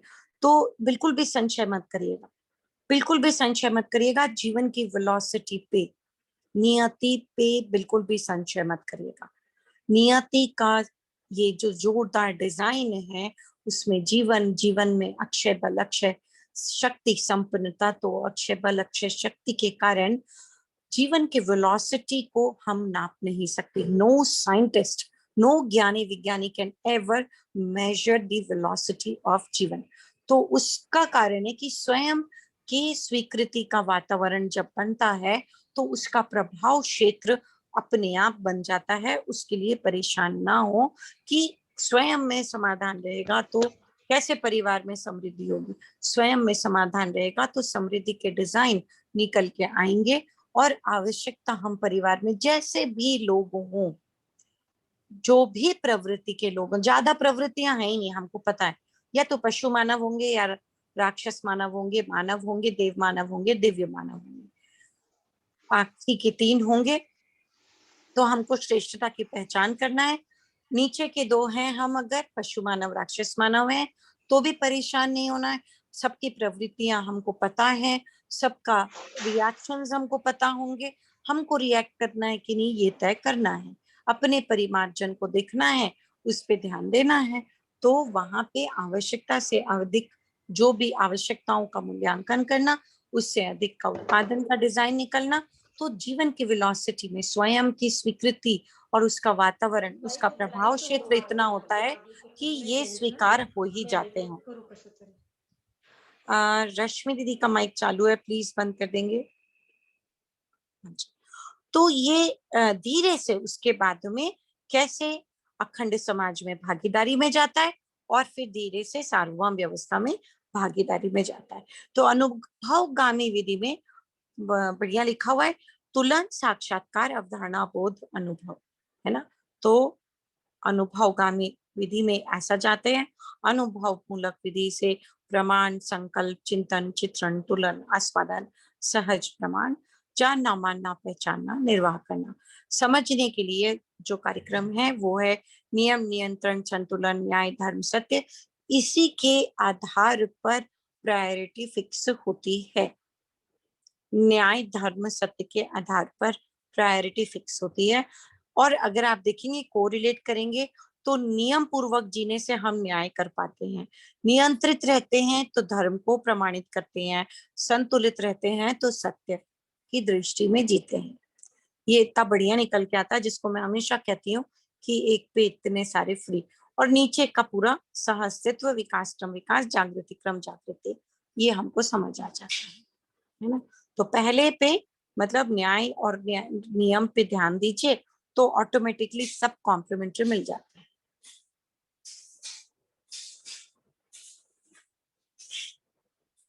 हाँ जी, नेक्स्ट बेटा, नेक्स्ट पेज। तो बढ़िया, अध्ययन विधि, है ना।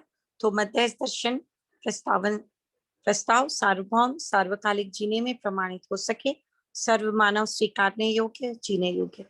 ये दम की बात है। अध्ययन विधि ऐसी है जिसमें मध्यस्थ दर्शन प्रस्ताव पूर्वक बात करता है, सार्वभौम लेवल पे बात करता है, सार्वकालिक बात करता है। मतलब काल से मुक्त होके, भूतकाल भविष्य इससे मुक्त होके वर्तमान में जो है उसके बारे में बात करता है, जो सब समय में हर मानव जी सके, आने वाली पीढ़ी भी जी सके और प्रमाण हो सके, सर्व मानव स्वीकारने योग्य, जीने योग्य। निरीक्षण, परीक्षण, सर्वेक्षण। तो मानव व्यक्ति के रूप में समाधान संपन्नता, जागृति संपन्नता, मानव आचरण, अखंड समाज व्यवस्था, मानव अपने मानवत्व सहित व्यवस्था, समग्र व्यवस्था में भागीदारी होना। ये थोड़ा सा हम कुछ आगे चले गए हैं क्या बेटा जी?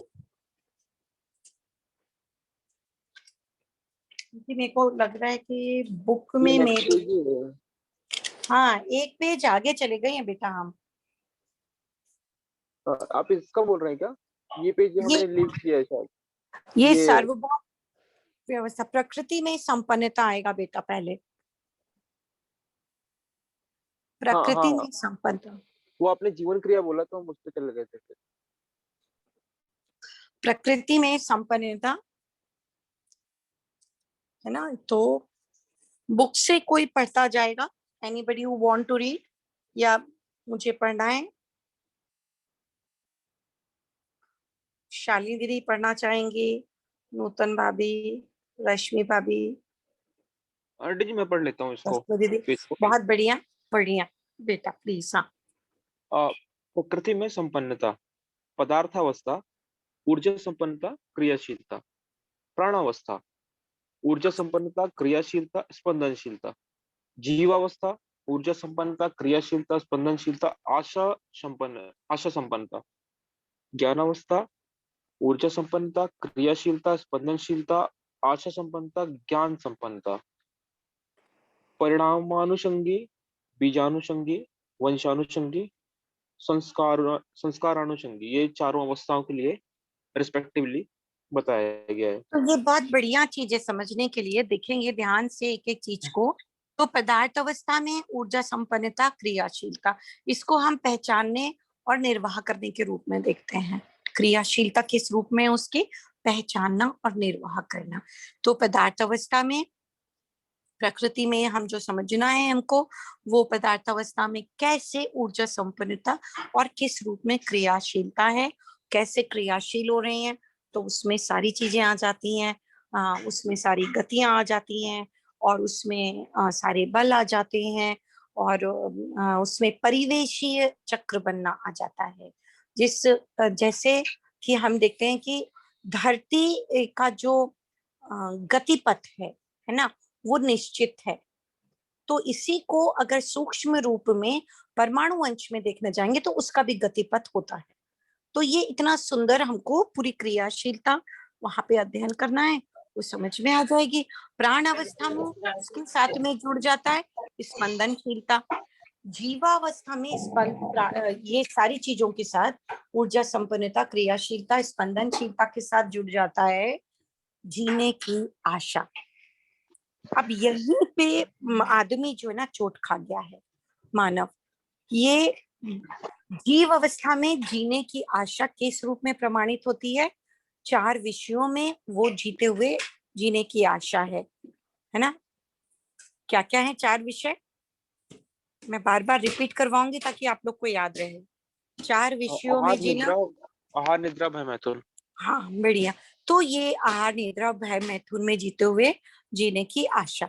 और मानव में ज्ञान अवस्था की इकाई है, तो ज्ञान संपन्नता से ही, ज्ञान संपन्न होके ही नियंत्रित हो सकती है, ये संस्कारित हो सकती है ये। तो इसके लिए उसके उस ज्ञान संपन्नता तक पहुंचने के लिए मानव को क्या चीज मिला है नूतन भाभी? ज्ञान संपन्नता तक आदमी पहुंच सके, इसलिए मानव को क्या मिला है? दीदी कल्पनाशीलता और कर्म स्वतंत्रता। बढ़िया। तो ये अगर हमेशा ध्यान में रहे कि कल्पनाशीलता का उपयोग ज्ञान संपन्नता के लिए है, ये एकदम टेक अवे है। इधर उधर कल्पनाशीलता जाए तो सतर्कता का स्विच ऑन करिए और पूछिए कि मैं क्या कर रहा हूँ, मैं क्या कर रहा हूँ, मैं क्या सोच रहा हूँ, कब तक सोचूंगा ऐसे ही। कैसे भी ये ध्यान को बनाए रखने के लिए सतर्कता हमारे पास में भीतर में एक पॉइंट है, वो जग जाता है। अगर हम चाहें तो जगेगा, हम चाहें तो सोता रहेगा। तो सतर्कता कल्पनाशीलता में बनी रहे कि कहाँ जा रही है मेरी कल्पनाशीलता, तो हम खुद देख सकते हैं इस चीज को। तो बहुत बढ़िया ये, और इसके साथ में संस्कार अनुसंधान। हाँ बेटा जी आगे पढ़ लो। अस्तित्व में 4 अवस्थाएं, पदार्थ अवस्था, प्राण अवस्था मिलके जड़ प्रकृति जो कि क्रियाशील स्पंदनशील, जीवावस्था ज्ञान अवस्था मिलके चैतन्य प्रकृति, चेतन चेतना संपन्न जीने की आशा के रूप में जीव चेतना मानव चेतना। 3 क्रियाएं, भौतिक क्रिया, रासायनिक क्रिया, जीवन क्रिया। मतलब पूरा जो हमारा ध्यान जो है, जो बार बार जब श्रम गति परिणाम की बात करते हैं, तो श्रम करने की जो बात करते हैं, पठन करने की जो बात करते हैं, वो अभ्यास करने की जो बात करते हैं, तो विचारा अभ्यास में हमारे को जो करना होता है पठन करते समय, कल्पनाशीलता को दौड़ाते हैं, भौतिक क्रिया, रासायनिक क्रिया, जीवन क्रिया को देखने के लिए। अब मैं यहाँ बैठे बैठे मैं ये सोचूं कि मुझे पत्थर के अंदर के जो परमाणु है वो दिख जाए, तो वो दिखेंगे नहीं। मैं बोलूंगी लीला दाई जा तो एक पत्थर ला उठा के लाबे देखूं ओकर अंदर का है, तो वो नहीं दिखेगा मुझे। ये मेरे को मेरी कल्पनाशीलता को दौड़ाना पड़ता है उस भौतिक रासायनिक क्रिया को समझने के लिए, और वैसे ही अपने मन को समझने के लिए अपने मन को लगाना पड़ता है उसके लिए जीवन क्रिया। तो हर इकाई का रूप गुण स्वभाव धर्म ये अविभाज्य होता है, इसको समझना, अविभाज्य रूप में ही समझना। हाँ बेटा जी। स्थिति गति अभिवाज्य होना, पदार्थ अवस्था में श्रम गति व परिणाम, प्राणावस्था में स्पंदन सहित श्रम गति परिणाम, परिणाम क्रम में अनेक यथास्थितियां, उपयोगिता पूरकता सहित अपनेत्व सहित व्यवस्था व समग्र व्यवस्था में भागीदारी, ठोस तरल विरल, ठोस विरल रूप के परमाणु, अणु के प्रजातियों से कोई भी धरती समृद्ध संपन्न होने के बाद स्वयंस्फूर्त विधि से यौगिक क्रिया में प्रवृत्ति फलस्वरूप रसायन संसार जो कि जल, क्षार, अम्ल, रचना तत्व, पुष्टि तत्व का बनना। इसका कारण सहअस्तित्व नित्य प्रभावी है। इन 4 प्रकार के पदार्थ तत्व से संपन्न होकर धरती पर प्राणावस्था का उद्भव होना, यह अवस्था बीज वृक्ष विधि द्वारा आवर्तनशील परंपरा है। यही प्राण पद चक्र है।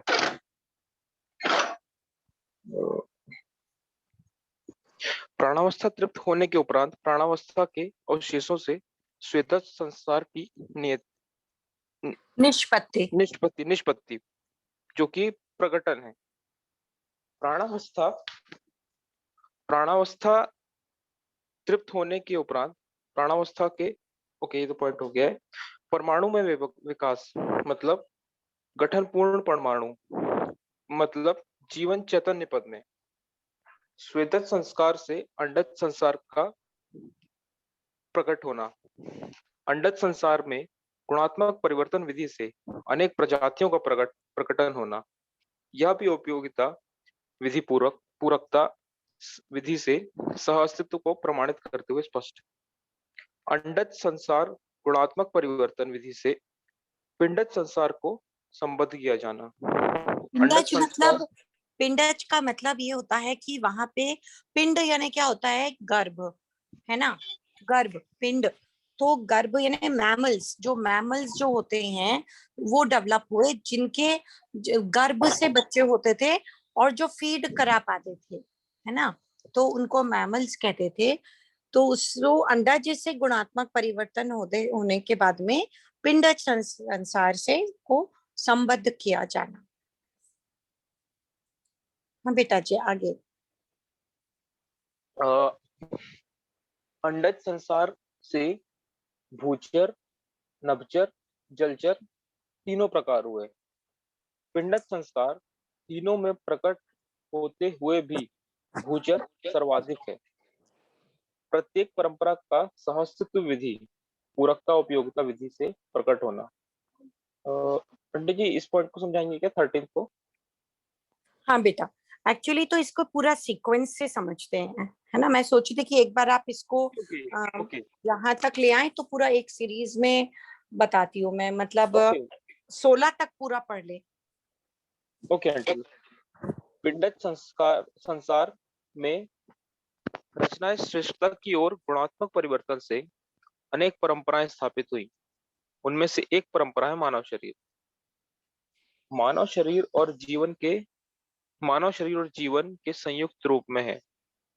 शरीर के साथ परस्पर पहचानने के क्रम में नस्ल रंग के आधार पर अनेक प्रजाति मान लिए हैं, जबकि मानव शरीर एक ही प्रजाति का रहता है।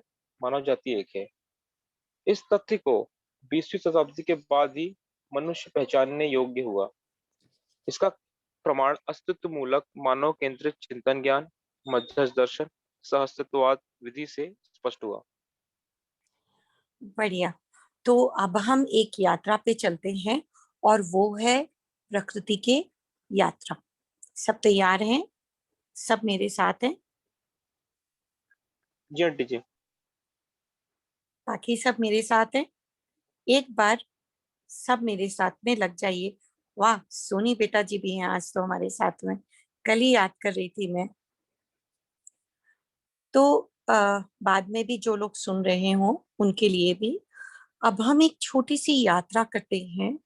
एक कल्पनाशीलता की यात्रा है ये, और इस कल्पनाशीलता की यात्रा में हम ट्रैवल करते हैं कि कैसे ये सृष्टि का बनना हुआ, है ना, कैसे सृष्टि का बनना हुआ। तो काफी सारी जगह पे अभी सृष्टि का बनना एक रहस्य के रूप में कहा जाता है। पर आइए इस रहस्य से मुक्त होने के लिए अपनी कल्पनाशीलता को इस यात्रा पे ले चलते हैं।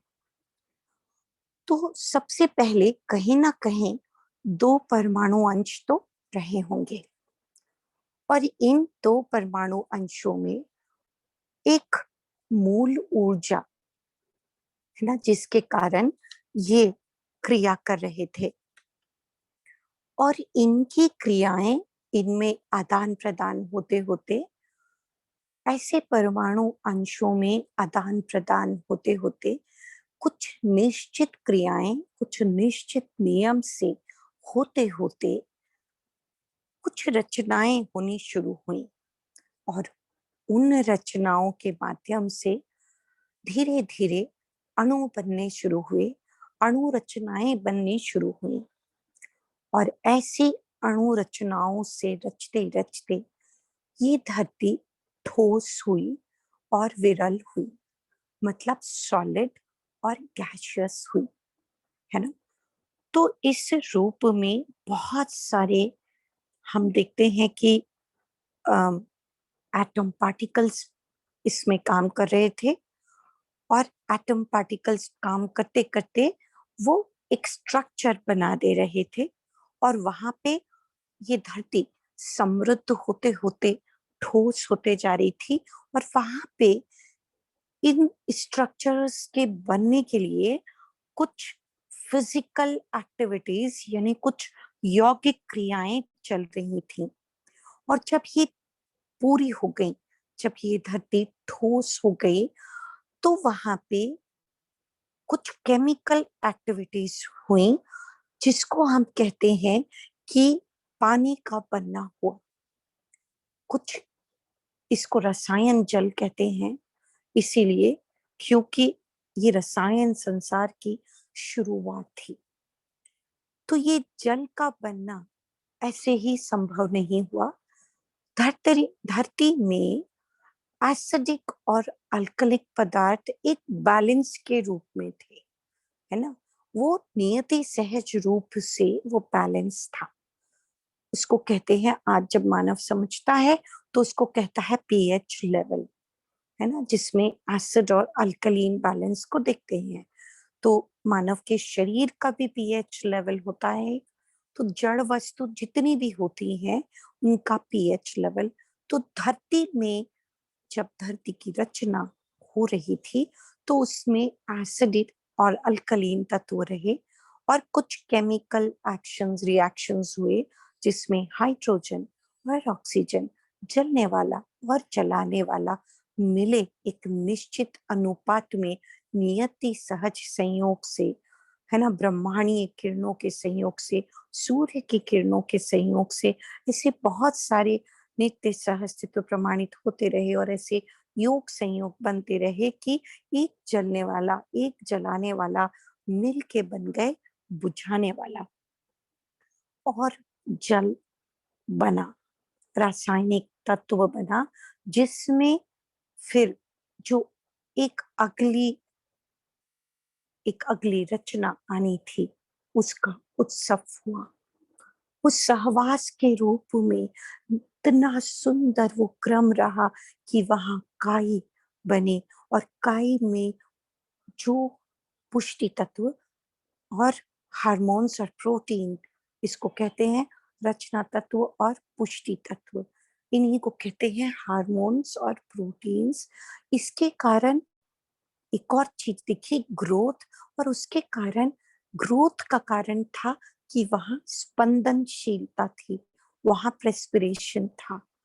तो ये उत्सव के रूप में, नित्य उत्सव के रूप में इतनी खुशहाली, मतलब ये खुशहाली शब्द मैं उपयोग कर रही हूँ क्योंकि मुझे बोलते समय वो खुशहाली हो रही है कि ये कल्पनाशीलता को वहां दौड़ाइए और देखिए कि कैसे उत्सव था धरती में कि एक और नई रचना आ गई और वहां से वो रचना क्रम चलता रहा और जितनी प्राण अवस्था की रचनाएं होनी थी वो संपन्न हो गई, उनका उद्भव होना हो गया और उनके उद्भव होने के साथ उनके बने रहने के लिए बीज वृक्ष, बीज, ये आवर्तनशीलता के रूप में दिखा जिसको प्राण पद चक्र कहते हैं। और जब ये प्राण पद अवस्था, प्राण अवस्था तृप्त हो गई, सारी रचनाएं जितनी बननी थी सब बन गई, तो उन्हीं के अवशेषों से स्वेदज संसार का बनना शुरू हुआ। उन्हीं के अवशेषों से क्या मतलब हुआ कि अब प्राण अवस्था में हमको दो चीज और दिखी, एक मेल फीमेल और एक वहां पे मृत्यु का रूप हमको दिखा कि पत्तियां जो थी वो मर के धरती पे मिल जाती थी। तो प्राण अवस्था के अवशेष हमको दिखे। प्राण अवस्था के अवशेष हमको किस रूप में दिखे कि वो धरती में आके धरती को एनरिच कर गए। धरती को एनरिच करने का मतलब ये हुआ कि उसको फर्टाइल कर गए ताकि वो आवर्तनशीलता बनी रहे। तो स्वेदज संसार की निष्पत्ति या प्रकटन वहां पे दिखा। और साथ ही एक, ये तो हमारी कल्पनाशीलता है, ये हमको दिखती है कि कैसे ये कल्पनाशीलता के रूप में, कल्पनाशीलता के रूप में हम देखते हैं कि कैसे ये सारी चीजों का बनना हो रहा था। और वैसे ही एक कल्पनाशीलता दौड़ाइए कि कल्पना करिए कि एक कुछ परमाणु जो तृप्त हो गए, वहां पे आदान प्रदान बंद हो गया और आदान प्रदान बंद हो गया तो वो परमाणु गठनपूर्ण हो गए। ये भी कार्य चल रहा था और ऐसे गठनपूर्ण परमाणु जो शरीर रचनाएं आने वाली थी धरती पर, वो शरीर रचनाओं को चलाने के लिए वैसा उनको आकार लेना था, उन शरीरों का आकार लेना था। तो देखिए कि अंडज संसार का आना शुरू हुआ, स्वेदज संसार से अंडज संसार का। उसके पहले परमाणु में विकास से हमने देखा कि गठन पूर्ण परमाणु चैतन्य पद में अवतरित हुआ। वो दिखता नहीं है, इसलिए ये विज्ञानियों से मिस हो गया। जीवन परमाणु, गठनपूर्ण परमाणु होना, ये मिस हो गया, क्योंकि गठनपूर्णता होते समय किस काल में हो रही है, कैसे हो रही है, ये दिखती नहीं है। ये नेकेड आइज या कोई भी दूरबीन से दिखती नहीं है, इसलिए वो मिस हो गया। इसलिए ये सीक्वेंस साइंटिस्ट और ज्ञानी विज्ञानियों से मिस हो गई। तो श्वेत संसार से अंडर संसार का प्रकट होना, अंडर संसार आया और धीरे धीरे उसमें जितनी प्रजातियां आनी थी वो प्रकट हो गई। मतलब कॉम्प्लीमेंट्री टू ईच अदर होते हुए, नित्य सहअस्तित्व को प्रमाणित करते हुए, अंडज संसार से जितने भी प्राणी मतलब जीव अवस्था आनी थी वो आ गई। और वहां से धीरे से एक और अवस्था आई जिसको कहते हैं मैमल्स, है ना, पिंडज संसार। तो ये तीन अगर ध्यान दें तो स्वेदज संसार, अंडज संसार, पिंडज संसार, इन तीन शरीरों को आते आते, इन तीन जीवों को आते आते इनमें जो परिवर्तन दिखा वो किस रूप में दिखा कि इंद्रियों में परिवर्तन, 1 इंद्रिय, 2 इंद्रिय, 3 इंद्रिय, 4 इंद्रिय, 5 इंद्रिय। साथ में इनमें जो परिवर्तन दिखा, 1 धातु, 2 धातु, 3 धातु, 4 धातु, 5 धातु, 6 धातु, 7 धातु, सप्त धातु। और साथ में इनमें जो परिवर्तन दिखा वो था मेधस का बनना। मेधस जिस शरीरों को चलाने लगा उसमें जीवन आ गया। तो अंडज संसार से जो पैदा हुए वो जिसको हम कहते हैं जलथप, जल, नभ और थल, है ना, मतलब जमीन, आकाश और जल में जितने भी हमको क्या कहना चाहिए, जीव जंतु जो दिखते हैं, है ना, चाहे पशु पक्षी हो, चाहे मछलियां हो, चाहे कोई भी जानवर हो, जितने आने थे ये अंडज संसार से। इस तरीके से हम देखते हैं कि कुछ जो थे वो जमीन पे आए, कुछ उड़ने वाले रहे और कुछ पानी में रहने वाले हुए।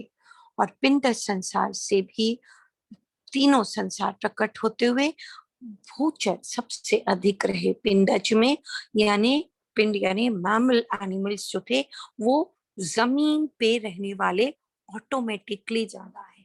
उसमें भी बहुत सारे क्लासिफिकेशन हुए। सोचिए कि धरती में कितनी मेहनत की, करोड़ों साल, हर अवस्था ने करोड़ों साल कितनी मेहनत की, तब जाकर कहीं, है ना, पिंडज संसार में श्रेष्ठ रचनाएं बननी शुरू हुई। किस आधार पर? मेधस के डेवलप होते गए, मेधस डेवलप होते गया और इतना डेवलप हो गया कि वहां पे एक और शरीर रचना इंट्रोड्यूस हुई जो समृद्धतम मेधस के साथ में, जिसमें सप्त धातु थी, जिसमें 5 ज्ञानेंद्रियां आ गई। जो 5 इंद्रियां बाकी जानवरों में डेवलप हुई थी, मानव में आके 5 ज्ञानेंद्रियां। तो इस तरीके से मानव शरीर और मान को चलाना, मानव शरीर को चलाना कब समझ, जीवन आया उसको, जीवन मेधस वाले शरीरों को ही चलाता है। तो सबसे समृद्ध शरीर मानव का बना, जिसमें जीवन उसको चलाने आया, जिसमें कल्पनाशीलता, कर्म स्वतंत्रता। और इस गठनपूर्ण परमाणु में 10 क्रियाएं मानव की इस कल्पनाशीलता के माध्यम से पूरी करने के लिए, क्रिया पूर्णता, आचरण पूर्णता के साथ में पूरी करने के लिए जीवन किसी लक्ष्य के साथ में धरती पर आया। तो अगर हम फिर थोड़ा सा देखें तो कायनात का ये श्रम पूरा निरंतर बढ़ता हुआ श्रम किसी गति के साथ में, किसी परिणाम तक पहुंचने के लिए, लक्ष्य के साथ में, पूर्ण में गर्भित होने के लिए पूर्णता लक्ष्य। तो ये विकास क्रम विकास यहाँ पे पहुंचा और जागृति क्रम जागृति शुरू हुआ, जिसमें हमको ये वैभव देखने को मिला कि मानव इस धरती पर आया और पंचकोटि में मानव, पशु मानव, राक्षस मानव।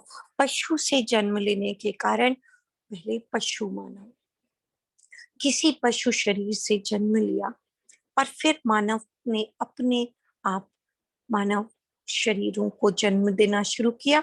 जीवन था ही, जीवन ने उन शरीरों को चलाना शुरू किया।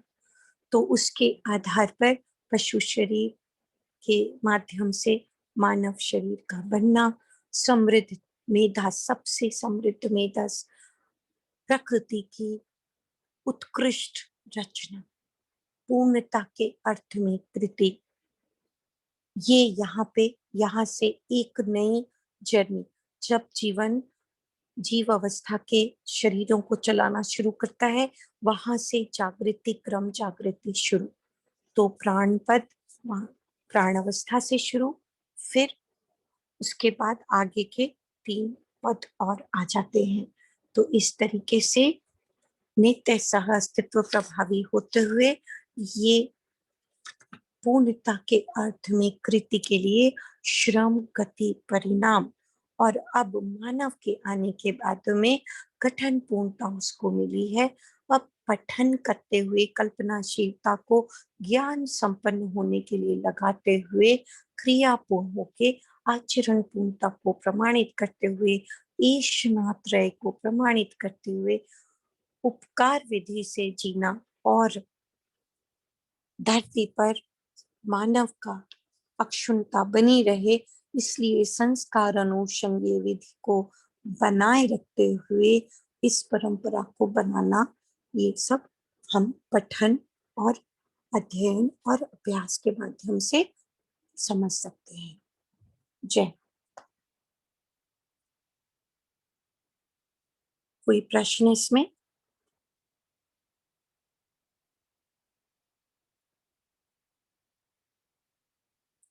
आशुतोष बेटा? नहीं आंटी जी, अब क्लियर एकदम। वो बस मुझे क्या टर्मिनोलॉजी समझ नहीं आ रही थी उसकी, अब क्लियर है। हाँ, तो ये टर्मिनोलॉजी में जब हम देखते हैं तो वो कठिन थोड़ा सा लगता है शुरुआत में, हिंदी में एकदम लिखा हुआ है, तो इस तरीके से हम क्रम समझते हैं होने का। तो आज क्या हम यहाँ तक रखें, तो कल हम आगे का पढ़ लेंगे, है ना? हाँ आंटी जी।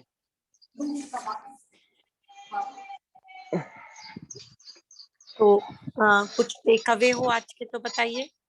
हाँ आंटी जी, आज का टेक अवे जैसे आज हमने जैसे नूतन आंटी जी ने बहुत अच्छा समझाया, जो परिणाम श्रम गति वाला था, तो मैं उससे आंटी जी जीवन क्रिया की भी हमने बात की, तो दोनों को ऐसे जोड़ के देखता हूँ कि जो परिणाम से श्रम की जो पूरी यात्रा है, तो उसमें हमें इंग्रेडिएंट जैसे आपने बोला वो सब कुछ है ही, कि जीवन में अमृतत्व है। और हमें प्रकृति पूरी दी ही गई है, हमें प्रकृति में कुछ निर्माण नहीं करना है अलग से, सब कुछ हमारे लिए पहले से दिया गया है। तो ये कह सकते हैं कि जैसे मैं एक मेटाफर दूं कि हमें जहाज भी पूरा दिया गया है, पूरा समुद्र भी दिया गया है, जहाज डूब भी नहीं सकता ऐसा जहाज दिया गया है। बस हमें कंपास जो है हमारे पास, उसे बस देखना है कि क्या डायरेक्शन है, तो हम सही छोर पे पहुंच जाएंगे, शोर पे। तो वही है कि हम जैसे आंटी जी देखते भी हैं कि हमारे पास जो बुद्धि आत्मा जो है वो पोटेंशियल की फॉर्म में दी ही गई है, कहीं ना कहीं वो सही गलत का इंडिकेशन आता ही रहता है। जैसे हमने बोलचाल की भाषा में कॉन्शियस बोला है, या फिर अंतरात्मा, जो भी हम लोग बोलते हैं, कहीं ना कहीं हमें सही गलत का इंडिकेशन थोड़ा थोड़ा भास होता रहता है। तो एक चीज समझ में आती है कि पोटेंशियल फॉर्म में हमारे पास सब है, बस जो अंतर्नियोजन की बात आती है, ऊर्जा का अंतर्नियोजन, वो बस करते जाते हैं। तो फिर प्रकृति में पूरी व्यवस्था है ही, नियति में पूरी व्यवस्था है ही कि हमें जागृति की ओर अग्रसर करेगा ही।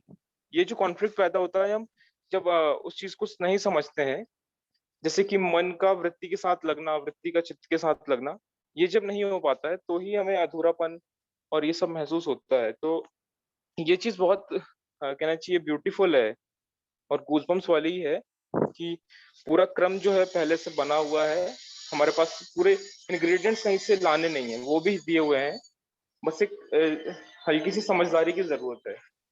और ये भी ना बड़ी सुंदर बात है बेटा, बाबा जी को जब मैं प्रश्न करती थी ना कि बाबा जी ये कब समझदार होंगे, है ना, ये तो समझदार नहीं है, मैं तो अपना हो गई हूँ, मैं तो अपना कर ही रही हूँ अभ्यास, मैंने तो शिविर भी कर लिया है, ये मैं मन में सोचती थी कि, और मैं पीड़ा से बाबा जी के पास जाती थी कि ये कब शिविर करेंगे, ये कब। तो नियति सहज ऐसी कुछ स्थितियां आ गई कि वो भांजी का डिवोर्स हुआ और उस पीड़ा में ये लेके गए तो शिविर कर लिए उसी साल, है ना। मैंने जनवरी में बाबा जी से पूछा, मार्च अप्रैल में ये शिविर करने चले गए। तो देखिए कि कुछ भी घटना होती है ना, तो कौन सा क्षण हमको जागृति की ओर प्रवृत्त कर देगा, ये हमको पता भी नहीं लगता कई बार।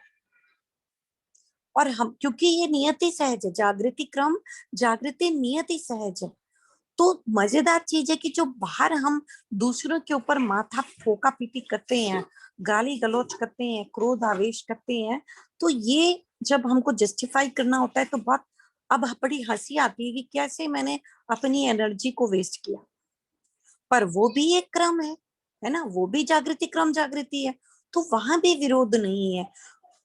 शायद मेरे जीने में प्रमाण को देखते हुए किसी न किसी के ये नियति सहज योग संयोग बैठ जाए कि वो भी उससे प्रोत्साहन पाके वैसे ही जीने के लिए, क्योंकि नियति सहज है ही है, और शिक्षा के प्रारूप में आ जाएगा तो बच्चे बच्चे में चला जाएगा, और बच्चे बच्चे में चला गया तो माँ बाप को झक मार के समझना ही पड़ेगा। तो जब तक नहीं आया है तब तक ये थोड़ी सी मेहनत हमारे को अपनी तरफ से लगती है, और मुझे नहीं लगता अभी मेहनत लगती है कि बहुत मेहनत है, पर जब इससे निकल के बाहर आ जाते हैं तो लगता है अरे यार नहीं, ऐसा कुछ भी बड़ा काम नहीं था ये। जो बाबा कहते हैं ना कि 18 साल 25 साल, सोचिए बाबा जब तपस्या करते थे 18-18 घंटे बैठ के, तो उनके पाँव में ब्लड सर्कुलेशन खत्म हो चुका होता था, इतना सुन्न हो जाता था पाँव कि वो खड़े होके चल नहीं पाते थे, और माता जी बाहर बैठ के चौकीदारी करती थी उनकी, है ना, और साथ में बच्चों को देखना, उनका अनाज पानी खिलाना। तो बाबा जी रात भर जब ये करते थे तपस्या 18 घंटे की, उसके बाद में उनकी स्थिति नहीं होती थी चलने की। तो सोचो आप कि कितनी कठिन तपस्या बाबा जी ने भी की, और उससे अधिक कठिन तपस्या इस प्रकृति ने की, इस धरती ने करी। और हर धरती में यही चीज है, कहीं कुछ भी खोजने जाने की जरूरत नहीं है, ये समझ आ गया। नासा जैसे डिपार्टमेंट की जरूरत ही नहीं है ना, स्पेस जैसे डिपार्टमेंट की जरूरत ही नहीं है। कहाँ तक जरूरत है कि आपने वहां पे अपनी ऑर्बिट में बैठा दिया है ताकि हम मौसम की जानकारी ले सकें या वाईफाई कनेक्टिविटी के लिए, यहाँ तक की ठीक है। पर दूसरे ग्रह गोलों में डिस्टर्ब करके स्पेस में वो कचरा क्रिएट करने की क्या जरूरत लगती है? कहीं जरूरत नहीं है, जीवन की वेलोसिटी इतनी सुंदर है। तो ये सारी चीजें ना जब जागृति क्रम विकास क्रम विकास समझ में आता है, और जागृति क्रम जागृति पे विश्वास आता है, तो इतना हल्कापन लगता है, और लगता है कि नहीं नहीं, पुरुषार्थ करना ऐसा कोई कठिन काम नहीं है, कठिन काम इस स्थिति में मेंटेन रहना है। बढ़िया, तो सबको नमस्ते, सबको नमन, सबको प्रणाम। शालिनी दीदी, सोनी बेटा, रश्मि दीदी, रंजना दीदी, नूतन भाभी, मधु भाभी, आशुतोष बेटा, और बाकी जो लोग भी इसको सुनेंगे उन सबको आपको भी नमस्ते, सभी को नमस्ते, धन्यवाद दीदी। बेटा जी आज इसका लिंक ले लेंगे और रात तक के कर देंगे बाबू। आशुतोष बेटा अपलोड करना है क्या? अपलोड नहीं करिएगा, अपने इसमें रखिएगा, बस ग्रुप में डाल दीजिएगा। अच्छा, फिर कल अपलोड जैसे करना होगा आपको, तो कल का भी करना होगा और आज का भी करना होगा, तब कंटिन्यूटी बनेगी। नहीं आंटी जी, वो जैसे कल भैया ने लिंक भेजे, वैसे लिंक मंगवा लूं क्या? हाँ हाँ वैसे, हाँ क्योंकि आंटी जी उसमें देखा जा सकता है, उसमें भी जैसे यूट्यूब में चलता है ना, वैसे वैसे ब्राउजर में इसमें भी क्लियर चलता है। हाँ हाँ, वही मैं बोल रही थी, और उसको कर लेते हैं। और बताएं कि कल कहाँ पे मिलना है, यहाँ पे कि स्काइप पे? सबके स्काइप के लिए आईडी बने हुए हैं कि नहीं बने हुए हैं? रंजना दीदी आपका स्काइप पे आईडी है? क्लास रहेगा? हाँ, कल सैटरडे है, क्लास रहेगा क्या? कल क्लास नहीं रहेगा, कल क्लास नहीं रहेगा, मंडे मंडे मिलेंगे, से मंडे। जी दीदी हमारी कहाँ है बोले? हाँ, मैंने कहा कि आपके पास में स्काइप की आईडी है कि नहीं, सोनी बेटा के पास में, मधु भाभी, नूतन भाभी के पास तो है, रश्मि दीदी के पास भी है। तो बेटा आशुतोष बेटा सैटरडे संडे में एक काम करिएगा कि बाकी लोगों को कॉल करके, जो लोग आते हैं सेशंस में बीच बीच में भी, जैसे हाँ हाँ शीश, तो उनको कॉल करके पूछ लीजिएगा कि उनका स्काइप में आईडी है कि नहीं, और हम एक स्काइप ट्रायल फिर उनके साथ कर लेंगे। हाँ आंटी जी, मैं ये बोल भी रहा था कि जैसे स्काइप सब लोग डाउनलोड करें, जिसको भी कोई प्रॉब्लम आती है तो वो मुझे कांटेक्ट कर सकता है। बस कल हाँ, जो मॉर्निंग में मतलब कल मॉर्निंग में 12 बजे तक बस मैं थोड़ा एंगेज हूँ कहीं पे, तो उस समय बस कॉल ना करें। बाकी जिस टाइम भी, उसके बाद फिर जिस टाइम भी करेंगे तो मैं हेल्प कर सकता हूँ। तो वो आप ग्रुप में डाल दीजिए और फिर हाँ आंटी जी, पर्सनली कॉल भी कर दीजिएगा, है ना? ठीक है, हाँ हाँ हाँ आंटी जी, आप चल, सूचना डाल दीजिएगा कि स्काइप में मैं है डाल दे रही हूँ। तो सब हाँ, लोग मैं करेंगे। डाल, फिर हाँ, कोई प्रॉब्लम होगी तो मैं देख लूंगा उसे। चलो, धन्यवाद, ठीक है आंटी नमस्ते। जी, ठीक है आंटी जी, नमस्ते।